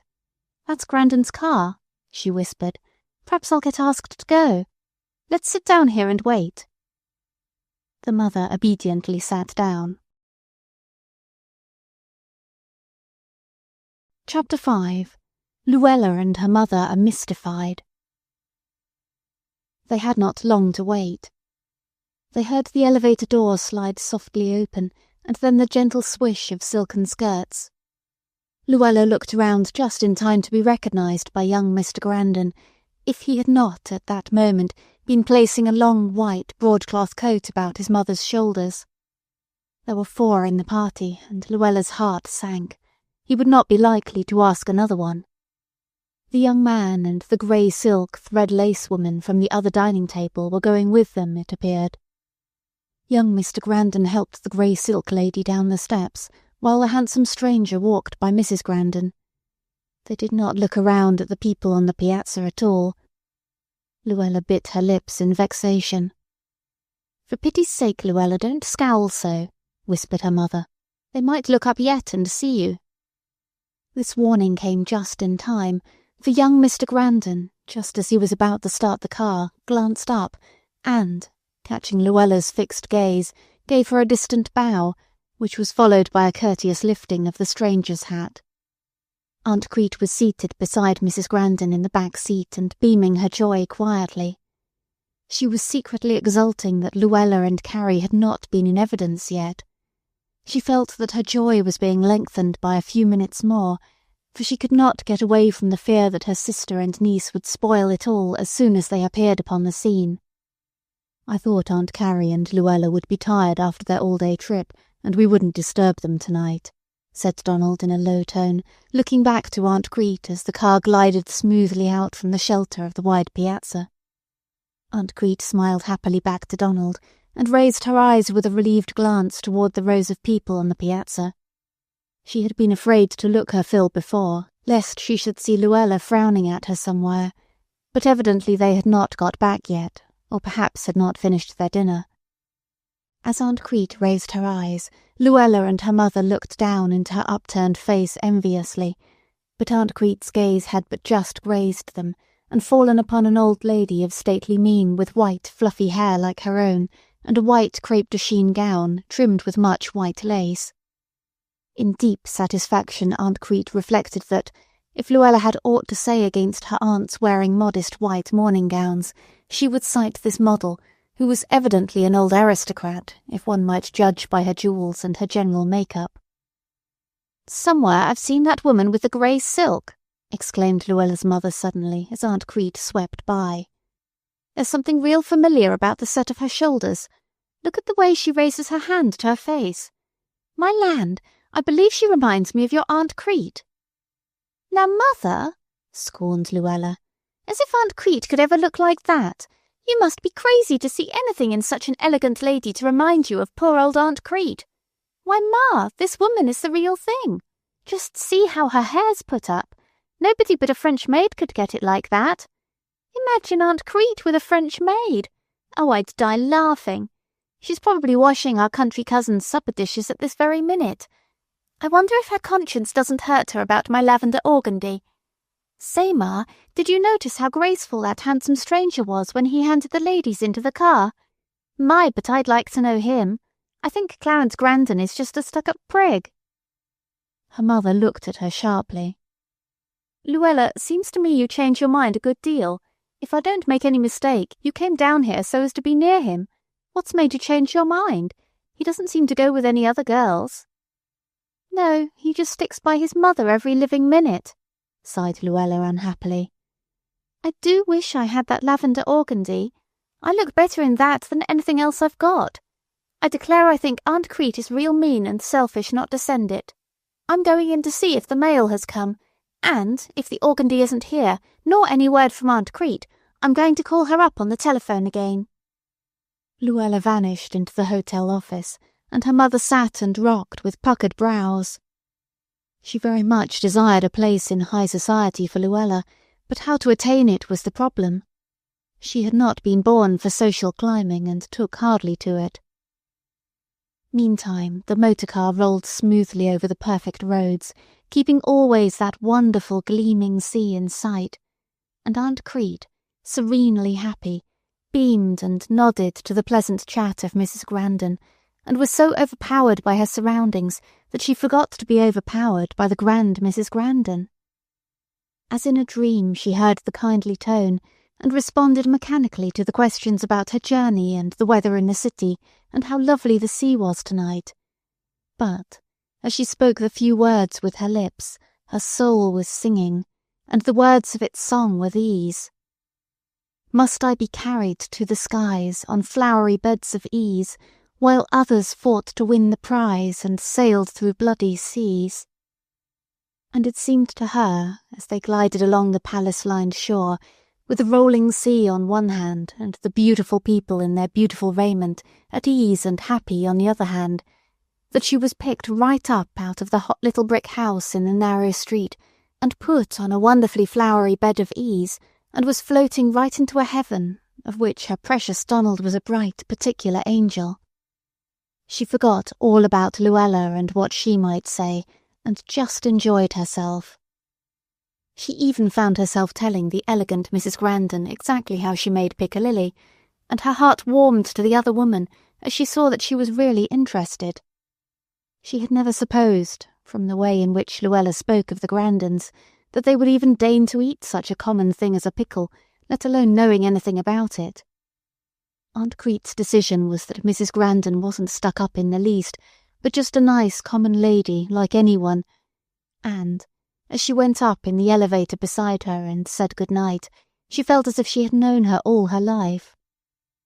It was not until she had turned out her light and crept into the great hotel bed that it came to her to wonder whether Luella and Carrie could be meant by the ones in the hymn, while others fought to win the prize and sailed through bloody seas.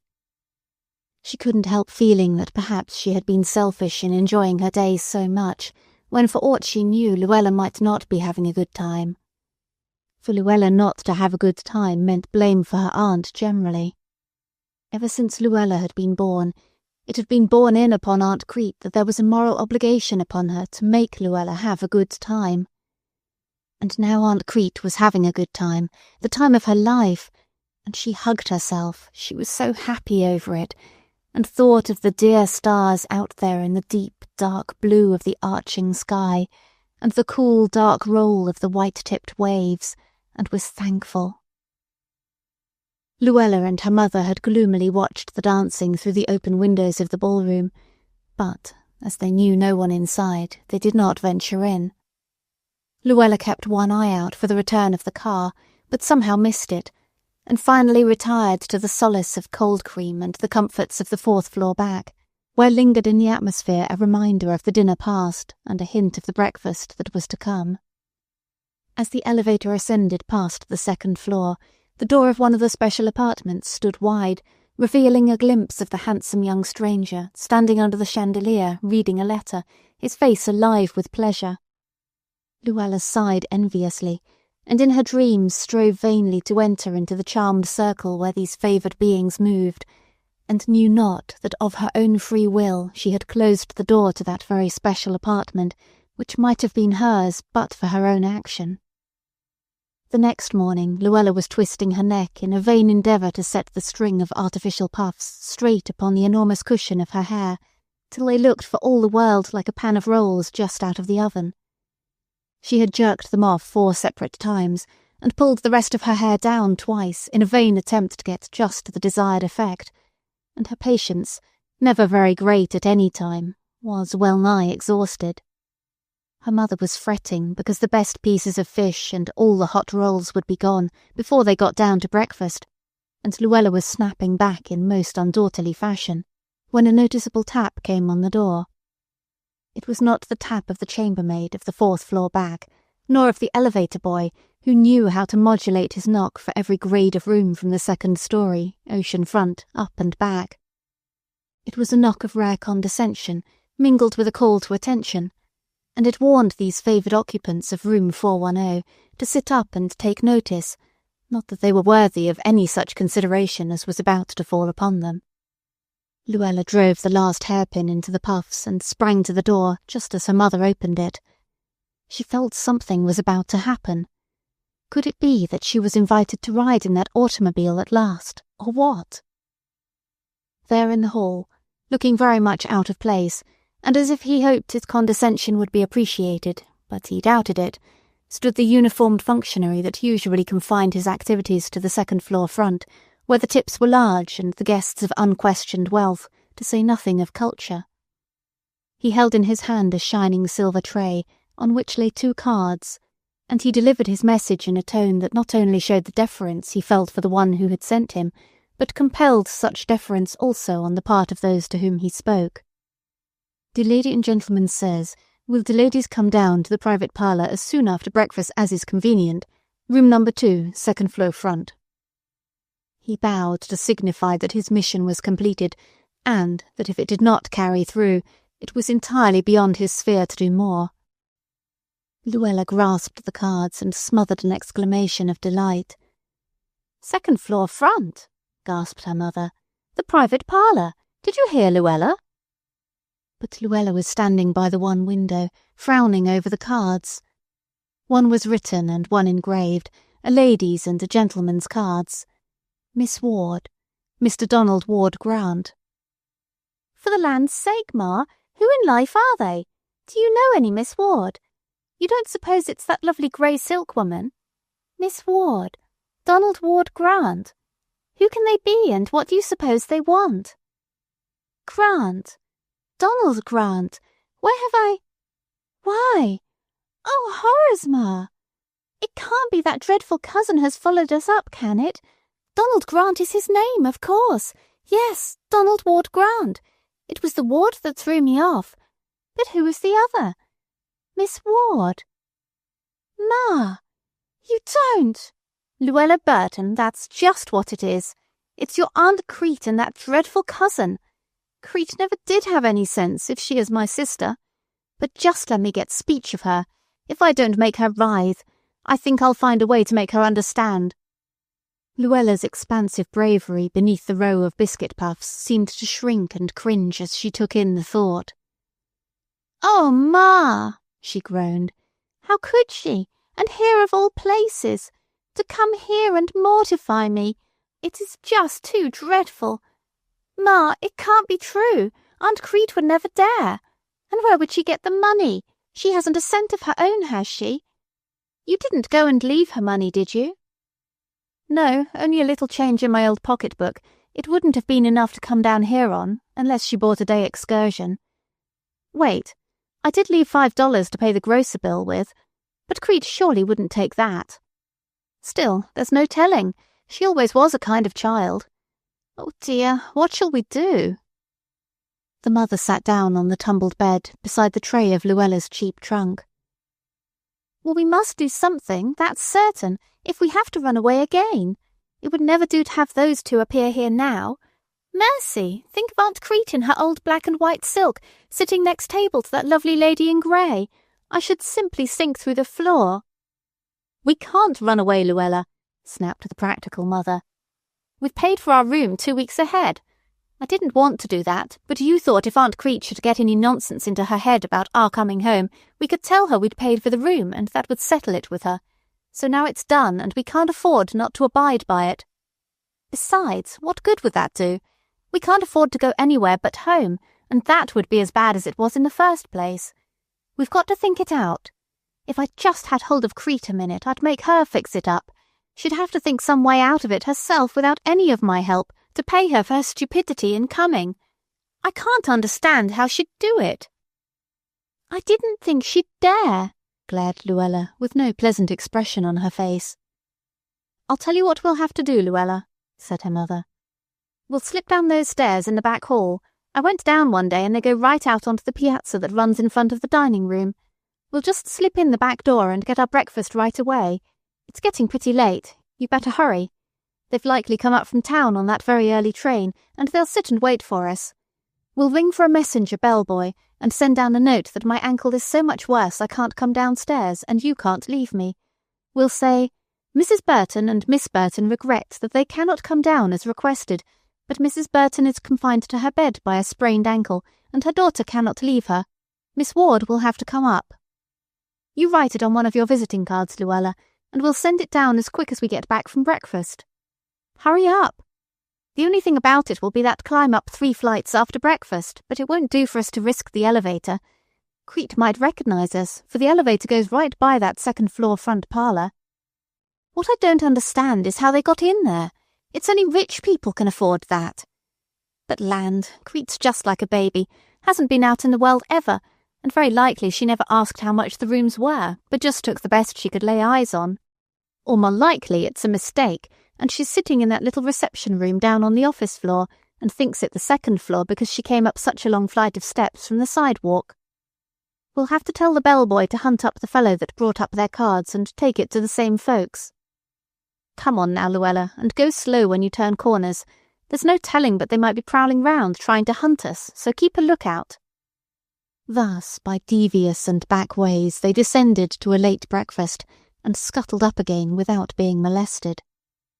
Luella wrote the note on her card as her mother dictated, and a small boy, all brass buttons, was dispatched with careful directions, and then the two retired behind their ramparts and waited. Time went by until half an hour had elapsed since they came back from breakfast. They had listened anxiously to every footfall in the hall, and part of the time Luella kept the door open a crack with her ear to it. Their nerves were all in a quiver. When the chambermaid arrived, they were fairly feverish to get her out of the way. If Aunt Crete should come while she was in the room, it might get all over the hotel what kind of relatives they had. Mrs. Burton suggested to the chambermaid that she leave their room till last, as they wanted to write some letters before going out, but the maid declared she must do the room at once or not at all. The elevator slid up and down around the corner in the next hall. They heard a footfall now and then, but none that sounded like Aunt Crete's. They rang again for the office boy, who declared he had delivered the message in the second-floor front, and that the lady and gentleman were both in, and said, "All right." He vanished impudently without waiting for Luella's probing questions, and they looked at each other in anxiety and indignation. "It is too mean, Ma, to lose this whole morning. I wanted to go in bathing," complained Luella. "And now no telling how long I'll have to stick in this dull room. I wish Aunt Crete was in Halifax. Why couldn't I have some nice relatives like that lovely old grey silk lady and her son?" Just then the elevator clanged open and shut, and steps came down the hall. It certainly was not Aunt Crete. Luella flew to the door at the first tap, and there, submerged in a sheaf of American Beauty roses, stood the functionary from the lower floor, with a less pompous manner than he had worn before. The roses had caused his respect for the occupants of the fourth floor back to rise several degrees. Luella stood speechless in wonder, looking first at the roses and then at the servant. Such roses had never come into her life before. Could it be? Must it be? But a miserable mistake. Then the servant spoke. "Miss Ward sends de flowers, and is sorry de ladies ain't well. She send her regrets and say she can't come to see de ladies count of a drive she'd promised to take today, in which she'd hoped to have de ladies' company. She hopes de ladies be better this evening." He was gone, and the mother and daughter faced each other over the roses, bewilderment and awe in their faces. "What did he say, Luella? Who sent those roses? Miss Ward? Luella, there's some mistake. Aunt Crete couldn't have sent them. She wouldn't dare. Besides, where would she get the money? It's perfectly impossible. It can't be Aunt Crete, after all. It must be someone else with the same name.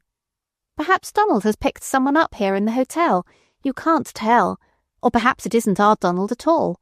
It's likely there's other Donald Grants in the world. What we ought to have done was go down at once and find out, and not skulk in a corner. But you're always in such a hurry to do something, Luella. There's no telling at all who this is now. It might be those folks you admired so much, though what on earth they should have sent their cards to us for, and those lovely roses, I'm sure I don't know. Now, Ma, you needn't blame me. It was you proposed sending that note down. You know it was, Mother, and of course I had to do what you said. I was so upset anyway, I didn't know what was what. But now, you see, perhaps you've cut me out of a lovely day. We might have gone on a ride with them." "Luella," her mother broke in sharply, "if you talk another word like that, I'll take the next train back home. You don't know what you are talking about. It may be Aunt Crete after all, and a country cousin for all you know. And, if it is, would you have wanted to go driving in the face of the whole hotel, with like as not some old shin-and-bones horse and a broken-down carriage?" Luella was silenced for the time, and the room settled into gloomy meditation. Chapter 6. An Embarrassing Meeting. Meantime, Aunt Crete, in the whitest of her white, was settling herself comfortably on the grey cushions of the fringed phaeton again, relief and joy mingled in her countenance. It was not that she was glad that Carrie's ankle was so bad, but that she was to have another short reprieve before her pleasure was cut off. Soon enough, she thought, would she be destined to sit in the darkened room and minister to her fussy sister, while Luella took her place in the carriages and automobiles with her handsome young cousin, as young folks should do, of course. But oh, it was good that a tired old lady, who had worked hard all her life, could yet have had this bit of a glimpse of the brighter side of life before she died.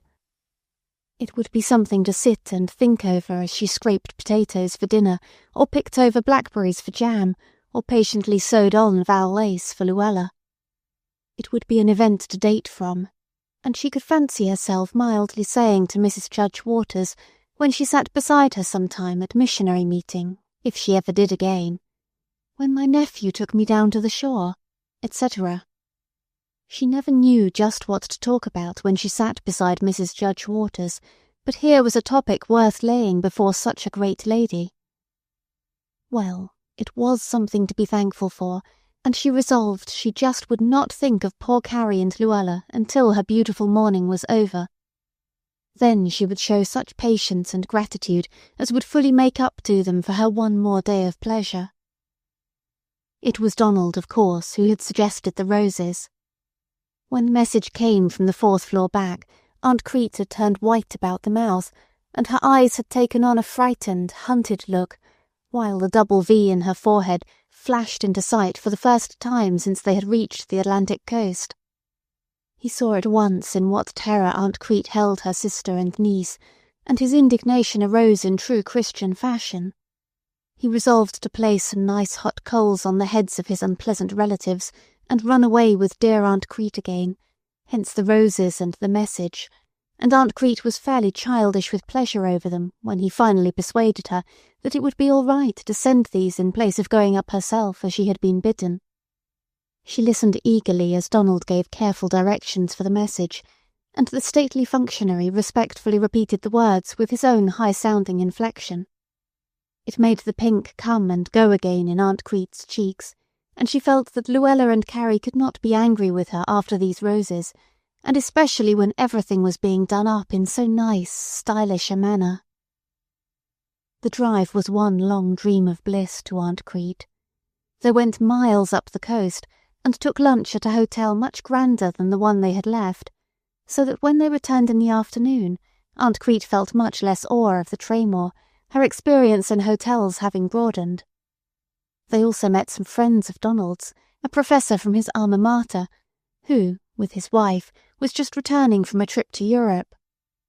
The bathers were making merry in the waves as they returned, and Aunt Crete's wistful look made Donald ask whether she felt too tired to take another dip, but she declared she was not one bit tired. She came from her bath with shining eyes and triumphant mien. Whatever happened now, she had been in bathing twice. She felt like quite an experienced bather, and she could dream of that wonderful experience of being lifted high above the swells in Donald's strong young arms. She obediently took her nap, and surrendered herself to the hands of the maid to have the finishing touches put to her toilet. It was the soft grey voile that she elected to wear tonight, and Donald admired her when she emerged from her room in the dress, looking every inch a lady. A knock sounded at the door before he had had time to give Aunt Crete a word of his admiration, but his eyes had said enough, and she felt a glow of humble pride in her new self, the self that he had created out of what she had always considered an unusually plain old woman. With the consciousness of her becoming attire upon her, she turned with mild curiosity to see who had knocked, and behold, her sister and niece stood before her. The day had been passed by them in melancholy speculations and the making and abandoning of many plans of procedure. After careful deliberation, they at last concluded that there was nothing to be done but go down and find out who these people really were, and if possible allay the ghost of their fears, and set themselves free from their dull little room. "If it should be Aunt Crete and Donald, we'll just settle them up and send them off at once, won't we, Mother?" "Certainly," said Mrs. Burton with an angry snap to her eyes. "Trust me to settle with your Aunt Crete if it's really her. But I can't think it is. It isn't like Crete one bit to leave her duty. She's got a lot of work to do, and she never leaves her work till it's done. It must be someone else. What if it should be those folks you admire so much? I've been thinking. We had some New York cousins by the name of Ward. It might be one of them, and Donald might have gone to them first, and they've brought him down here. I can't think he's very much, though. But we'll just hope for the best, anyway, till we find out. If it's Aunt Crete, I shall simply talk to her till she's brought to her senses and make her understand that she's got to go right home. I'll tell her how she's mortifying you and spoiling your chances of a good match, perhaps." "Oh, Ma!" giggled Luella in admiration. "I'll tell her she must tell Donald she's got to go right home, that the sea air don't agree with her one bit, it goes to her head or something like that, and then we'll make him feel it wouldn't be gallant in him not to take her home. That's easy enough, if 'tis them." "But, Ma, have you thought about your sprained ankle? How'll they think you got over so quick? Supposing it shouldn't be Aunt Crete?" "Well, I'll tell her the swelling's gone down, and all of a sudden something seemed to slip back into place again, and I'm all right." This was while they were buttoning and hooking each other into their best and most elaborate garments, for the peradventure that the people they were to meet might prove to be of patrician class.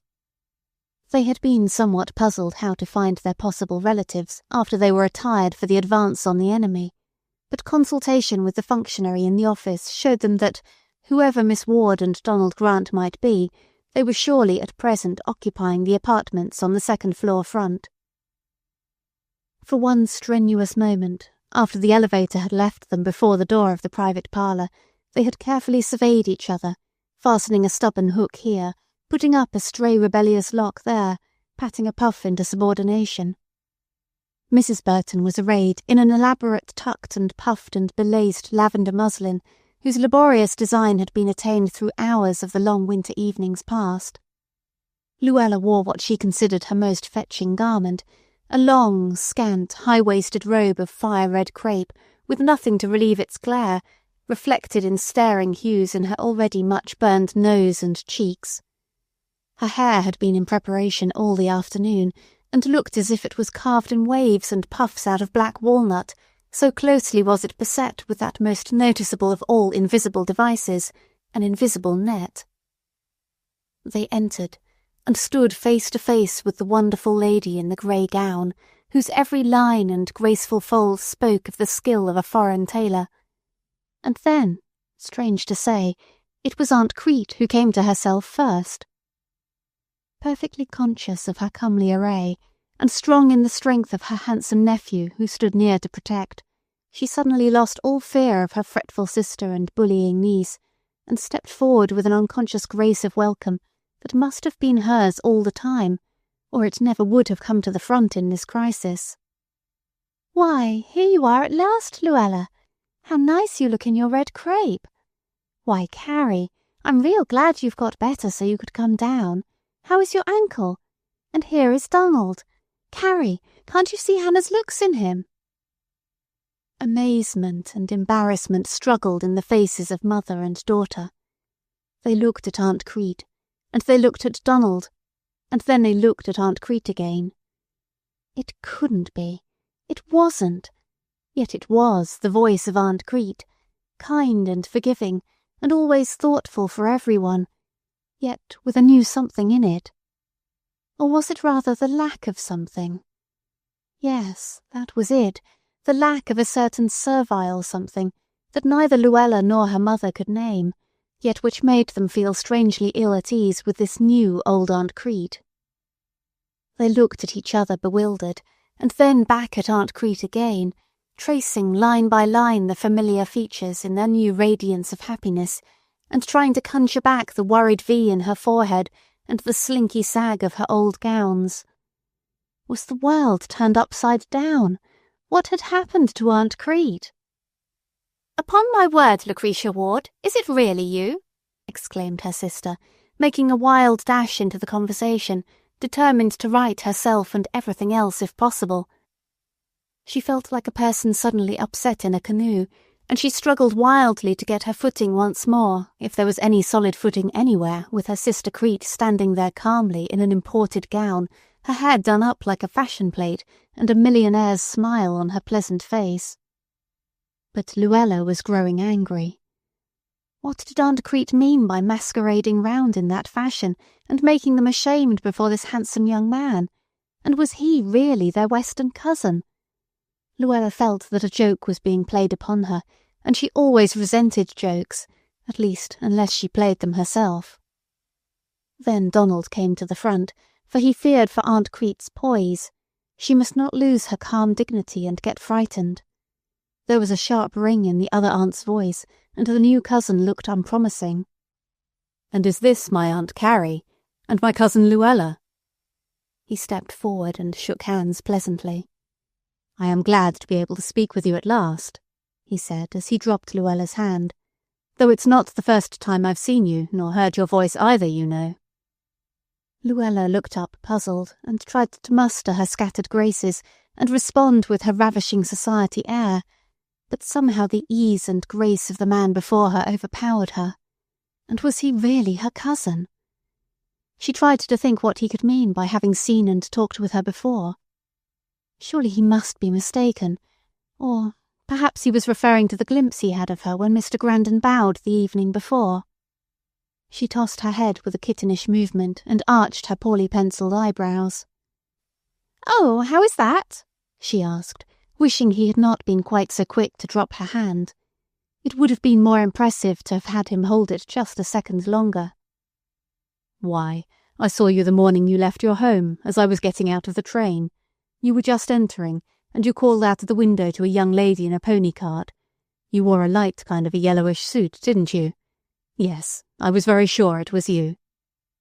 He was studying her face closely, a curious twinkle in his eyes, which might or might not have been complimentary. Luella could not be sure. The colour rose in her cheeks and neck, and up to her black walnut hair, till the red dress and the red face looked all of a flame. She suddenly remembered what she had called out to the young lady in the pony cart, and she wondered whether he had heard or noticed. "And then," went on her handsome persecutor, "I had quite a long talk with you over the telephone, you know." "What?" gasped Luella. "Was that you? Why, you must be mistaken. I never telephoned to you. That is, I couldn't get anyone to the phone." "What's all this about, Luella?" questioned her mother sharply, but Donald interposed. "Sit down, Aunt Carrie. We are so excited over meeting you at last that we are forgetting to be courteous." He shoved forth a comfortable chair for his aunt, and another for the blushing, overwhelmed Luella, and then he took Aunt Crete's hands lovingly, and gently pushed her backward into the most comfortable rocker in the room. "It's just as cheap to sit down, dear aunt," he said, smiling.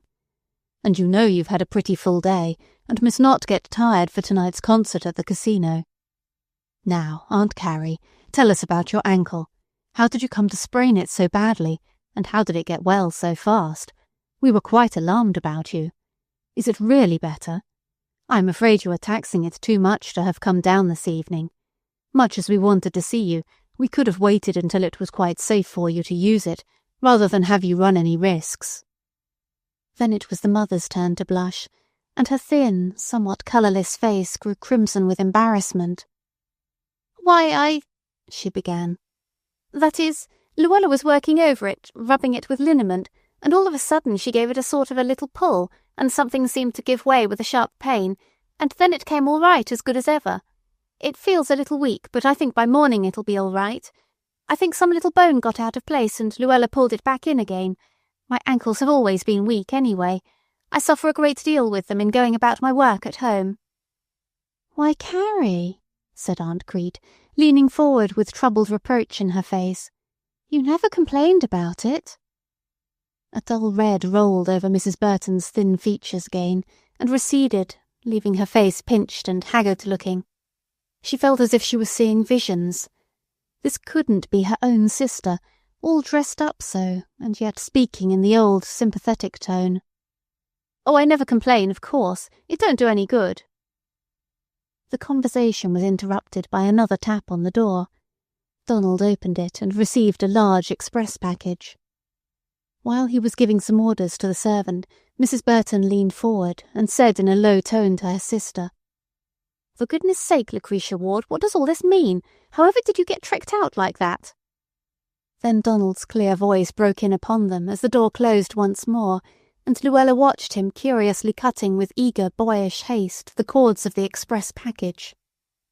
"Aunt Crete, your cloak has come. Now we'll all see if it's becoming." "Bless the boy," said Aunt Crete, looking up with delighted eyes. "Cloak? What cloak? I'm sure I've got wraps enough now. There's the cloth coat, and the silk one, and that elegant black lace." "No, you haven't. I saw right off what you needed when we went out in the auto last night, and I telephoned to that Miss Brower up in the city this morning, and she's fixed it all up. I hope you'll like it." With that he pulled the cover off the box, and brought to view a long, full evening cloak of pale pearl-coloured broadcloth, lined with white silk, and a touch about the neck of black velvet and handsome creamy lace. He held it up at arm's length admiringly. "It's all right, Aunt Crete. It looks just like you.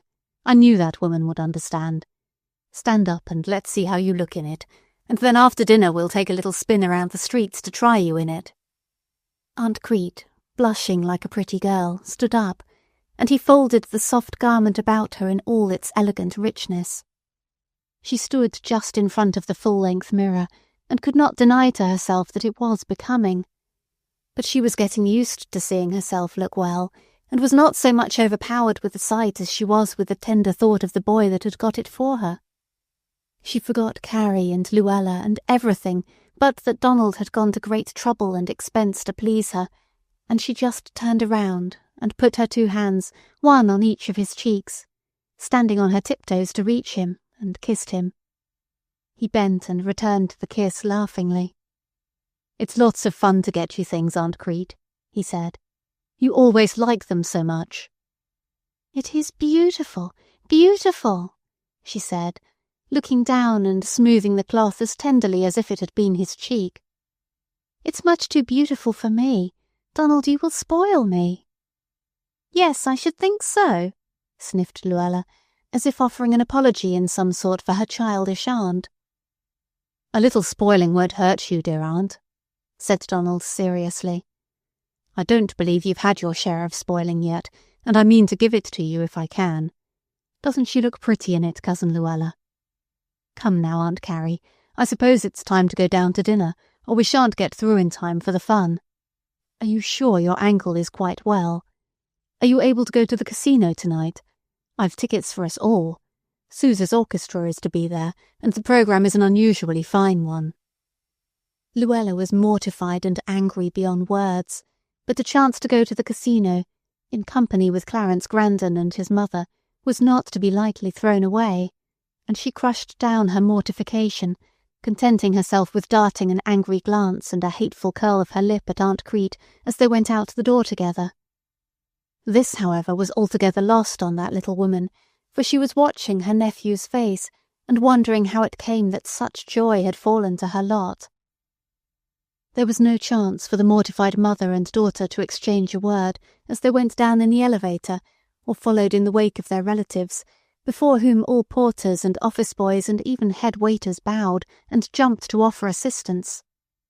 They were having their wish, to be sure, entering the dining hall behind the handsome young man and the elegant, grey-clad, fashionably coiffured old lady, a part of the train, with the full consciousness of belonging, yet in what a way! Both were having ample opportunity for reflection, for they could see at a glance that no one noticed them, and all attention was for those ahead of them. Luella bit her lip angrily, and looked in wonder at Aunt Crete, who somehow had lost her dumpiness, and walked as gracefully beside her tall young nephew as if she had been accustomed to walk in the eyes of the world thus for years. The true secret of her grace, if Luella had but known it, was that she was not thinking in the least of herself. Her conscience was at rest now, for the meeting between the cousins was over, and Luella was to have a good time too. Aunt Crete was never the least bit selfish. It seemed to her that her good time was only blooming into yet larger things after all. Behind her walked her sister and niece in mortified humiliation. Luella was trying to recall just what she had said about country cousins over the telephone, and exactly what she had said to the girl in the pony cart the morning she left home. The memory did not serve to cool her already heated complexion. It was beginning to dawn upon her that she had made a mighty mistake in running away from such a cousin and in such a manner. All her life, in such a case, Luella had been accustomed to lay the blame of her disappointments upon someone else, and vent, as it were, her spite upon that one. Now, in looking about to find such an object of blame, her eyes naturally fell upon the one that had borne the greater part of all blame for her. But, try as she would to pour out blame and scorn from her large, bold eyes upon poor Aunt Crete, somehow the blame seemed to slip off from the sweet grey garments and leave Aunt Crete as serene as ever, with her eyes turned trustingly toward her dear Donald. Luella was brought to the verge of vexation by this and could scarcely eat any dinner. The dessert was just being served when the waiter brought Aunt Crete a dainty note, from which a faint perfume of violets stole across the table to the knowing nostrils of Luella. With the happy abandonment of a child, Aunt Crete opened it joyously. "Who in the world can be writing to me?" she said wonderingly. "You'll have to read it for me, Donald. I've left my glasses up in my room." Luella made haste to reach out her hand for the note, but Donald had it first, as if he had not seen her impatient hand claiming her right to read Aunt Crete's notes. "It's from Mrs. Grandon, Auntie," he said. "Dear Miss Ward," he read, "I am sorry that I am feeling too weary to go to the concert this evening as we had planned, and my son makes such a baby of me that he thinks he cannot leave me alone, but I do hope we can have the pleasure of the company of yourself and your nephew on a little auto trip tomorrow afternoon. My brother has a villa a few miles up the shore, and he telephoned us this morning to dine with them tonight. When he heard of your being here, he said by all means to bring you with us. My brother knows of your nephew's intimacy with Clarence and is anxious to meet him, as are the rest of his family. I do hope you will feel able to go with us. With sincere regrets that I cannot go with you to the casino this evening, Helen Grandon." For the moment Luella forgot everything else in her amazement at this letter. Aunt Crete receiving notes from Mrs. Grandon, from whom she and her mother could scarcely get a frigid bow. Aunt Crete invited on automobile trips and dinners in villas. Donald an intimate friend of Clarence Grandon's. Oh, fool and blind! What had she done? Or what had she undone? She studied the handsome, keen face of her cousin as he bent over the letter, and writhed to think of her own words. "I'm running away from a backwoods cousin." She could hear it shouted from one end of the great dining hall to the other, and her face blazed redder and redder till she thought it would burst. Her mother turned from her in mortified silence, and wondered why Luella couldn't have had a good complexion. Studied politeness was the part that Donald had set for himself that evening. He began to see that his victims were sufficiently unhappy. He had no wish to see them writhe under further tortures, though when he looked upon Aunt Crete's happy face, and thought how white it had turned at dread of them, he felt he must let the thorns he had planted in their hearts remain long enough to bring forth a true repentance. But he said nothing further to distress them, and they began to wonder whether, after all, he really had seen through their plan of running away from him. It was all Aunt Crete's fault. She ought to have arranged it in some way to get them quietly home as soon as she found out what kind of cousin it was that had come to see them. It never occurred to Luella that nothing her poor abused aunt could have said would have convinced her that her cousin was worthy of her homecoming. As the concert drew near its close, Luella and her mother began to prepare for a time of reckoning for Aunt Crete. When she was safely in her room, what was to hinder them from going to her alone and having it out? The sister's face hardened, and the niece's eyes glittered as she stonily thought of the scornful sentences she would hurl after her aunt. Donald looked at her menacing face and read its thoughts. He resolved to protect Aunt Crete whatever came. So, at the door, when he saw a motion on his Aunt Crete's part to pause, he said gently, "Aunt Crete, I guess we'll have to say good night now, for you've had a hard day of it, and I want you to be bright and fresh for morning. We want to take an early dip in the ocean. The bathing hours are early tomorrow, I see." He bowed good night in his pleasantest manner, and the ladies from the 4th floor reluctantly withdrew to the elevator. But 15 minutes later, surreptitiously tapped at the private door of the room they understood to be Aunt Crete's. Chapter 7. Luella's Humiliation. The door was opened cautiously by the maid, who was doing Aunt Crete's hair, having just finished a most refreshing facial massage given at Donald's express orders. Aunt Crete looked round upon her visitors with a rested, rosy countenance, which bloomed out under her fluff of soft white hair, and quite startled her sister with its freshness and youth. Could it be possible that this was really her sister Crete, or had she made a terrible mistake and entered the wrong apartment? But a change came suddenly over the ruddy countenance of Aunt Crete, as over the face of a child that, in the midst of happy play, sees a trouble descending upon it. A look almost of terror came over her, and she caught her breath, and waited to see what was coming. "Why, Carrie, Luella," she gasped weakly. "I thought you'd gone to bed. Marie's just doing up my hair for night. She's been giving me a face massage. You ought to try one. It makes you feel young again." Said her affronted sister. "I shouldn't care for one." Marie looked over Luella and her mother, beginning with the painfully elaborate arrangement of hair and going down to the tips of their boots. Luella's face burned with mortification as she read the withering disapproval in the Frenchwoman's countenance. "Let's sit down till she's done," said Luella, dropping promptly on the foot of Aunt Crete's bed, and gazing around in frank surprise over the spaciousness of the apartment. Thereupon the maid ignored them, and went about her work, brushing out and deftly manipulating the wavy white hair, and chattering pleasantly meanwhile, just as if no one else were in the room.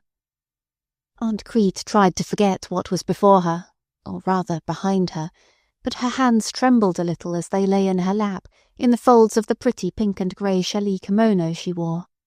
And all of a sudden she remembered the unwhitewashed cellar, and the uncooked jam, and the unmade shirt-waists, and the little hot brick house gazing at her reproachfully from the distant home. And she here in this fine array, forgetting it all and being waited upon by a maid, a lazy truant from her duty. Did the heart of the maid divine the state of things, or was it only her natural instinct that made her turn to protect the pleasant little woman, in whose service she had already been well paid, against the two women that were so evidently of the common walks of life, and were trying to ape those that, in the eyes of the maid, were their betters? However it was, Marie prolonged her duties a good half-hour, and Luella's impatience waxed furious, so that she lost her fear of the maid gradually, and yawned loudly, declaring that Aunt Crete had surely had enough fussing over for one evening. They held in their more personal remarks until the door finally closed upon Marie, but burst forth so immediately that she heard the opening sentences through the transom, and thought it wise to step to the young gentleman's door, and warn him that his elderly relative, of whom he seemed so careful, was likely to be disturbed beyond a reasonable hour for retiring. Then she discreetly withdrew, having not only added to her generous income by a good bit of silver, but also having followed out the dictates of her heart, which had taken kindly to the gentlewoman of the handsome clothes and few pretensions. "Well, upon my word, I should think you'd be ashamed, Aunt Crete," burst forth Luella, arising from the bed in a majesty of wrath. "Sitting there, being waited on like a baby, when you ought to be at home this minute earning your living. What do you think of yourself, anyway, living in this kind of luxury when you haven't a cent in the world of your own, and your own sister, who has supported you for years, up in a little dark fourth-floor room? Such selfishness I never saw in all my life. I wouldn't have believed it of you, though we might have suspected it long ago from the foolish things you were always doing. Aunt Crete, have you any idea how much all this costs?" She waved her hand tragically over the handsome room, including the trunk standing open, and the gleam of silver-grey silk that peeped through the half-open closet door. Aunt Crete fairly cringed under Luella's scornful eyes. "And you, nothing in the world but a beggar! A beggar! That's what you are! A beggar dependent upon us! And you swelling around as if you owned the earth, and daring to wear silk dresses and real lace collars and expensive jewellery, and even having a maid, and shaming your own relatives, and getting in ahead of us, who've always been good to you, and taking away our friends, and making us appear like 2 cents. It's just fierce, Aunt Crete. It's heathenish." Luella paused in her anger for a fitting word, and then took the first one that came. Aunt Crete winced. She was devoted to the Woman's Missionary Society, and it was terrible to be likened to a heathen. She wished Luella had chosen some other word. "I should think you'd be so ashamed you couldn't hold your head up before your honest relatives," went on the shameless girl. "Taking money from a stranger, that's what he is, a stranger, and you whining round and lowering yourself to let him buy you clothes and things, as if you didn't have proper clothes suited to your age and station.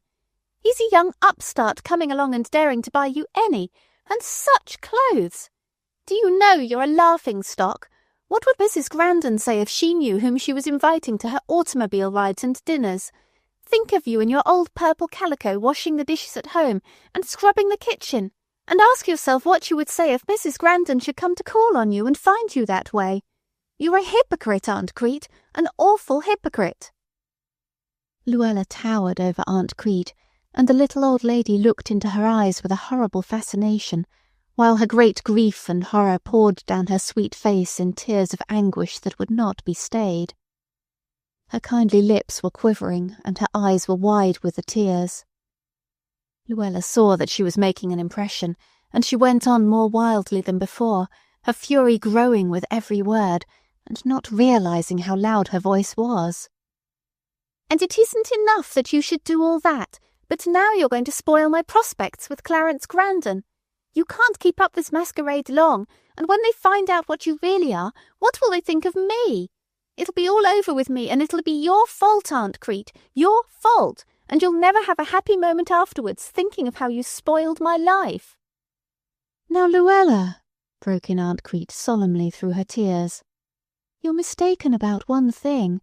It won't be my fault there, for it wouldn't have made a bit of difference, poor child. I'm real sorry for you, and I meant to tell you just as soon as we got home, for I couldn't bear to spoil your pleasure while we were here. But that Clarence Grandon belongs to someone else. He ain't for you, Luella, and there must have been some mistake about it. Perhaps he was just being kind to you.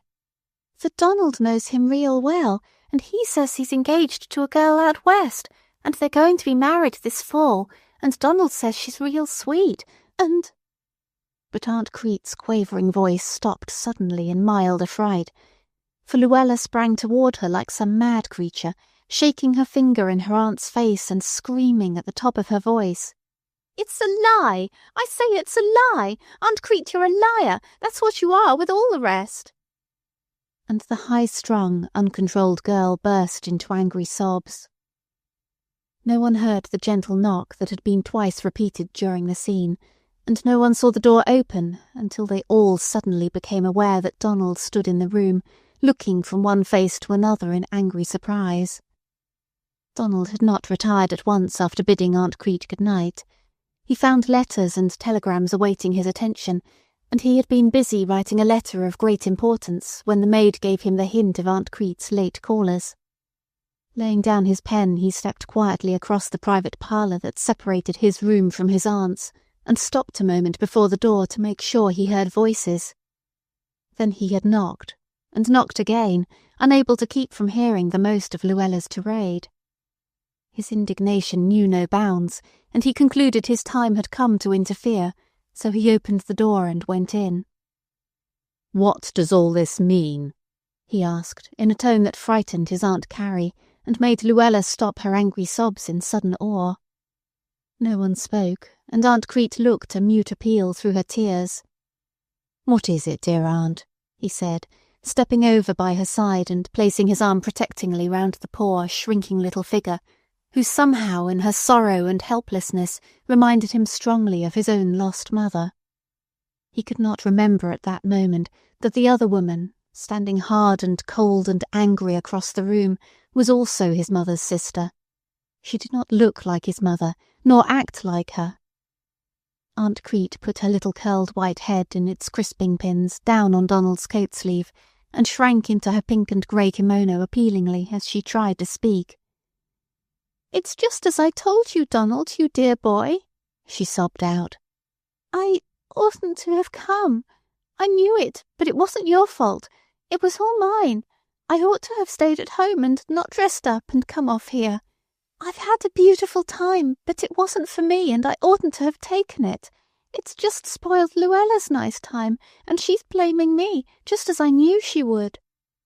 What does my cousin mean by using that terrible word to you, which I heard as I entered the room?" Donald's voice was keen and scathing, and his eyes fairly piercing as he asked the question and looked straight at Luella, who answered not a word. "That wasn't just what she'd have meant, Donald," said Aunt Crete apologetically. "She was most out of her mind with trouble. You see, I had to tell her what you told me about that Clarence Grandon being engaged to another girl." "Aunt Crete, don't say another word about that!" burst out Luella, with flashing eyes and crimson face. "For mercy's sake, Crete, can't you hold your tongue?" said Luella's mother sharply. "Go on, Aunt Crete.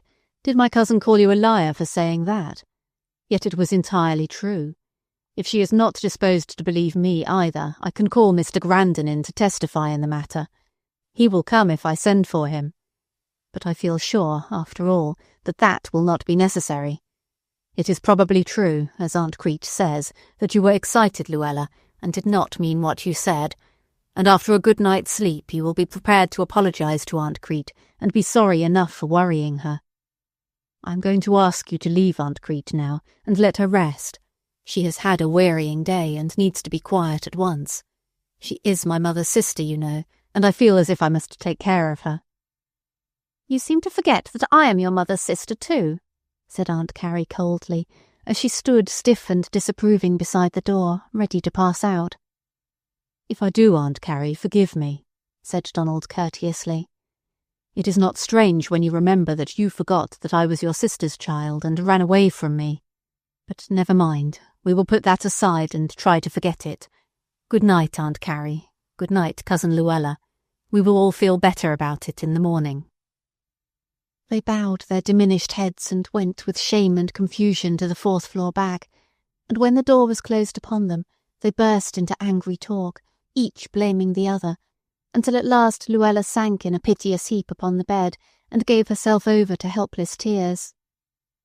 "Luella," said her mother in a businesslike tone, "you stop that bawling and sit up here and answer me some questions. Did you or did you not go riding with Mr. Clarence Grandon last winter in his automobile?" Luella paused in her grief and nodded assent hopelessly. "Well, how'd it come about? There's no use sniffing. Tell me exactly." "Why, it was a rainy day," sobbed out the girl. "And I met him on the street in front of the public library the day I'd been to take back The Legacy of Earl Crafton and that other book by the same author." "Never mind what books. Tell me what happened," said the exasperated mother. "Well, if you're going to be cross, I shan't tell you anything," was the filial reply, and for a moment nothing was heard in the room but sobs. However, Luella recovered the thread of her story, and went on to relate how, in company with a lot of other girls, she had met Mr. Grandon the day before at the golf links, where a championship game was being played. She did not explain the various manoeuvres by which she had contrived to be introduced to him, nor that he had not seemed to know her at first when she bowed in front of the library building. She had called out, "It's a fine day for ducks, Mr. Grandon. Isn't it good the game was yesterday instead of today?" And he had asked her to ride home with him. That was her version. Her mother, by dint of careful questioning, finally arrived at the fact that the girl had done more than hinted to be taken home, having loudly announced her lack of rubbers and umbrella, though she seldom wore rubbers, and had on a raincoat and an old hat. "But how about the big box of chocolates he sent you, Luella? That was a very particular attention to show you, if he was engaged." "Oh," pouted Luella, "I don't suppose that meant anything either, for I caught him in a Filipino on the way home that day. We said the same words at the same time, something like, 'It's going to clear off.' And I told him when we girls did that, the one that spoke first had to give the other a box of chocolates, so the next day he sent them." "Luella, I never brought you up to do things like that. I don't think that was very nice." "Oh, now, Ma, don't you preach. I guess you weren't a saint when you were a girl. Besides, I don't think you're very sympathetic." She mopped her swollen eyes. "Luella, didn't he ever pay you any more attention after that? I kind of thought you thought he liked you by the way you talked." "No, he never even looked at me," sobbed the girl, her grief breaking out afresh.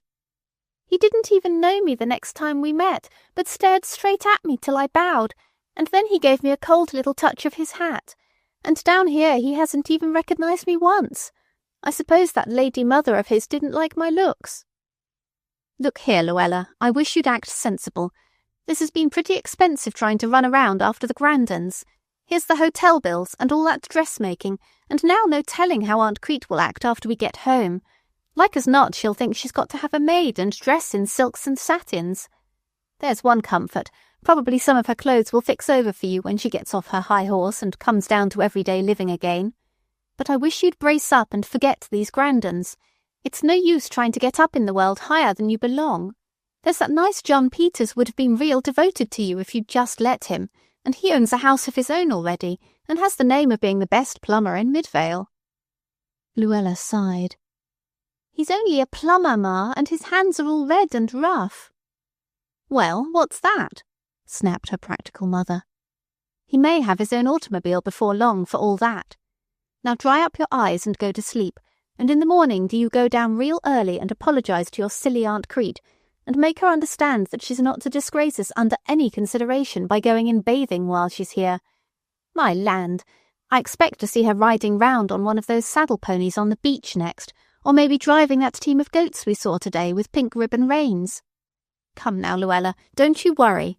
Set out to show your cousin Donald how nice you can be, and maybe some of the silk dresses will come your way.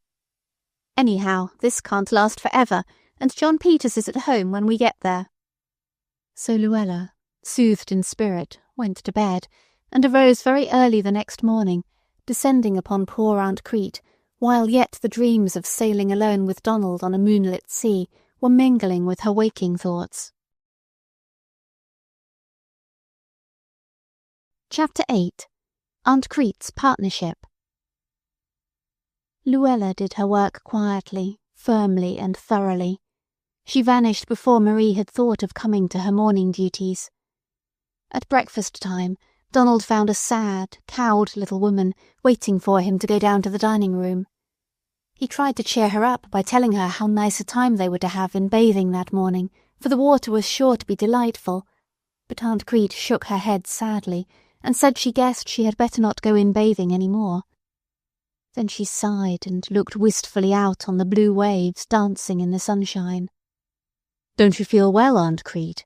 asked Donald anxiously. "Oh, yes, real well," she answered. "Did it hurt you to go in yesterday, do you think?" "No, not a mite," she responded promptly. "Then why, in the name of common sense, don't you want to go in today?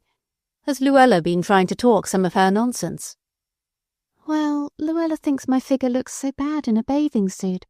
She says of course you want to be polite to me, but you don't really know how folks will laugh at me and make her ashamed of belonging to me." "Well, I like that," said Donald. "You just tell Miss Luella we're not running this vacation for her sole benefit. Now, Aunt Crete, you're going in bathing or else I won't go, and you wouldn't like to deprive me of that pleasure, would you? Well, I thought not. Now, come on down to breakfast, and we'll have the best day yet. Don't you let Luella worry you. And by the way, Aunt Crete, I'm thinking of taking a run up to Cape Cod, and perhaps getting a glimpse of the coast of Maine before I get through. How would you like to go with me?" "Oh!" gasped Aunt Crete in a daze of delight. "Could I?" Then, mindful of Luella's mocking words the night before, "But I mustn't be an expense to you. I'd just be a burden. You know I haven't a cent of my own in the world, so I couldn't pay my way, and you've done a great deal more than I ought to have let you do." "Now, Aunt Crete, once for all you must get that idea out of your head. You could never be a burden to me. I want you for a companion. If my mother were here, shouldn't I just love to take her on a journey with me and spend every cent I had to make her happy? Well, I haven't Mother here, but you are the nearest to Mother I can find, and I somehow feel she'd like me to have you in her place. Will you come? Or is it asking too much to ask you to leave Aunt Carrie and Cousin Luella? They've got each other, and they never really needed you as I do. I've got plenty of money for us to do as we please, and I mean it with all my heart. Will you come and stay with me? I may have to take a flying trip to Europe before the summer's over, and if I do, it would be dreadfully lonesome to go alone. I think you'd like a trip on the ocean, wouldn't you?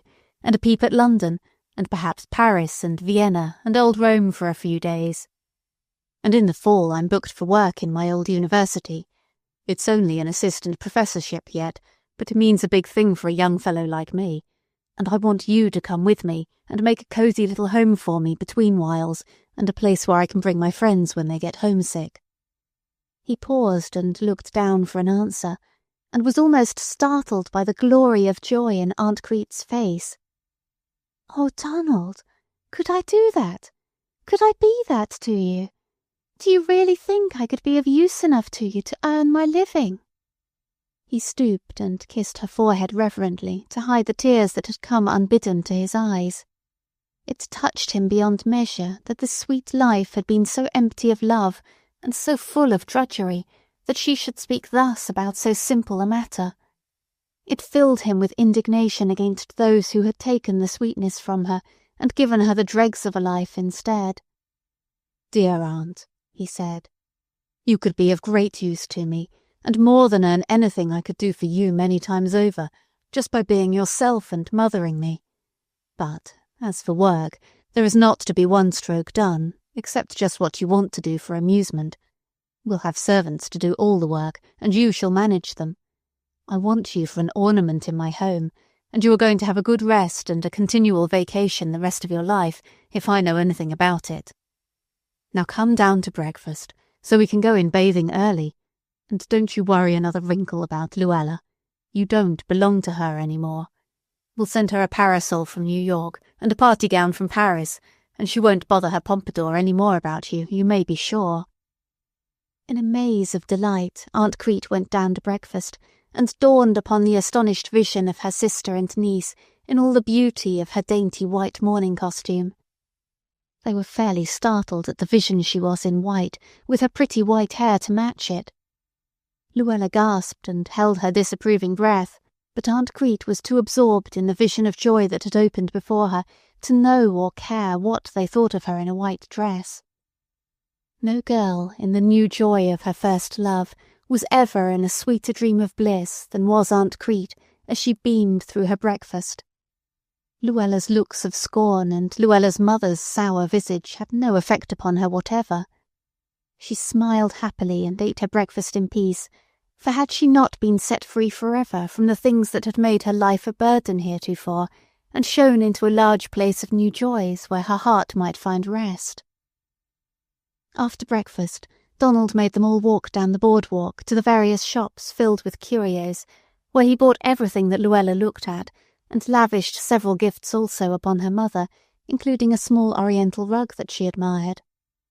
They returned to the hotel in a good humour, and Luella began to have visions of luxurious days to come.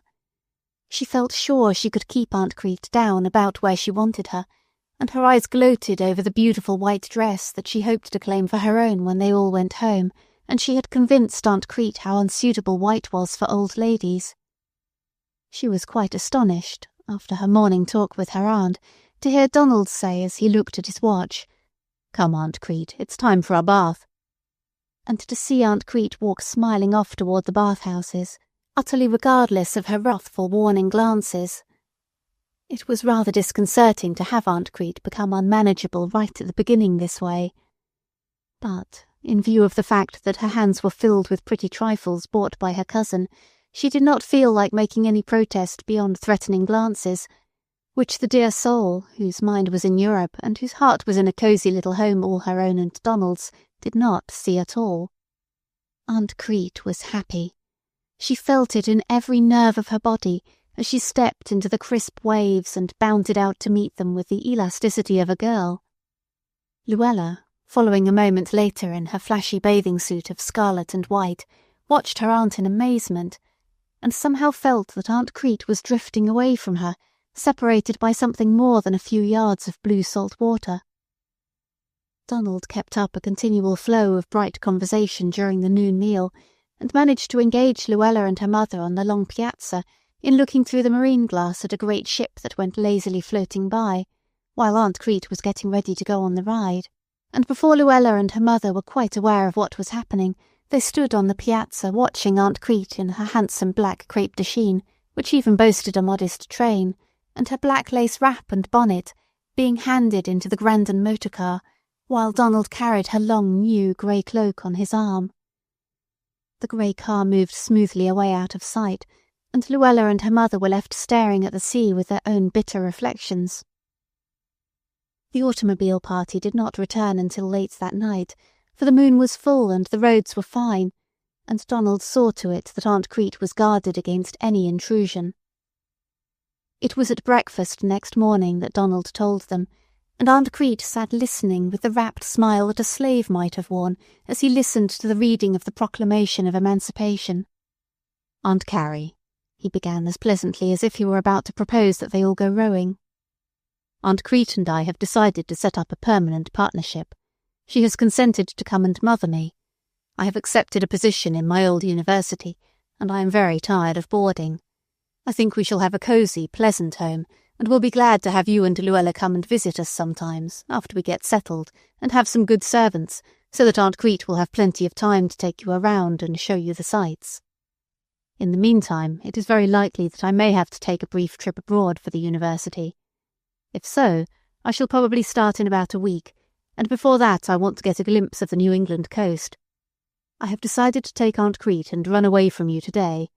We leave on the noon train, so there is time for a little frolic yet. Suppose we go down to the boardwalk and eat an ice cream cone. I saw some delicious ones last night that made my mouth water, and we haven't had that experience yet. We'll get some rolling chairs so that Aunt Crete won't be too tired for her journey. Come, Aunt Crete, you won't need to go upstairs again, shall you? I told Marie about the packing. It won't be necessary for you to go back until it's time for you to change to your travelling garb." In a daze of anger and humiliation, Luella and her mother climbed into their double rolling chair and ate their ice cream cones sullenly, propelled by a large, lazy-coloured boy. But Aunt Crete had a chair to herself, and was attended by Donald, who kept up a constant stream of delightfully funny conversation about the people and things they passed that made Aunt Crete laugh till the tears came into her happy eyes. There was no opportunity for Luella and her mother to talk to Aunt Crete alone, even after they returned to the hotel, for Donald kept himself in evidence everywhere, until at last Luella made bold to declare that she didn't see why Donald thought he had a right to come and take Aunt Crete away from them, when they had always taken care of her, and her mother added in an injured tone, "Yes, you don't seem to realize what a burden it's been all these years, having to support Crete, and her so childish and unreasonable in a great many ways, and not having any idea of the value of money. I've spent a good deal on Crete, take it all in all, and now, when Luella's going out, and has to have clothes and company, it's rather hard to have her leave us in the lurch this way, and me with all the work to do." "That being the case, Aunt Carrie," said Donald pleasantly, "I should suppose you'd be very glad to have me relieve you of the burden of Aunt Crete's support, for it will be nothing but a pleasure to me to care for her the rest of her life. As for what you have spent for her, just run it over in your mind, and I shall be quite glad to reimburse you. Aunt Crete is really too frail and sweet to have to work any longer. I should think my cousin was almost old enough to be a help to you now, and she looks perfectly strong and able to work." Luella flashed a vindictive glance at her cousin, and turned haughtily toward the window. Then the porter came for the trunks, and the travellers said a hasty good-bye and flitted.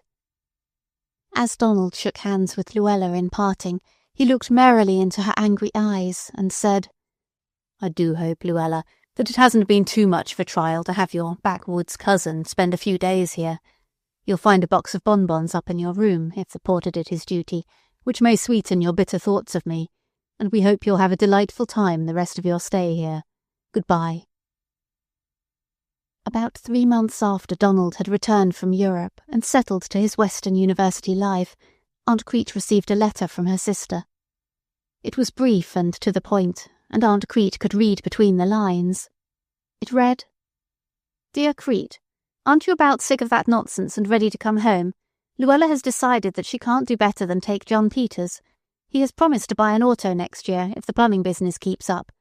I think at least you might come home and help get her things ready, for there's a great deal of sewing to do, and you know I can't afford to hire it, and Luella's out so much now she's engaged. Do come soon. Your sister, Carrie." Aunt Crete looked sober, but Donald, looking over her shoulder, read, and then went to his desk for a moment. Coming back, he dropped a cheque for $500 into his aunt's lap. "Send her that from me, Aunt Crete, and another from yourself if you like, and let her hire the sewing done. They don't want you, and I do."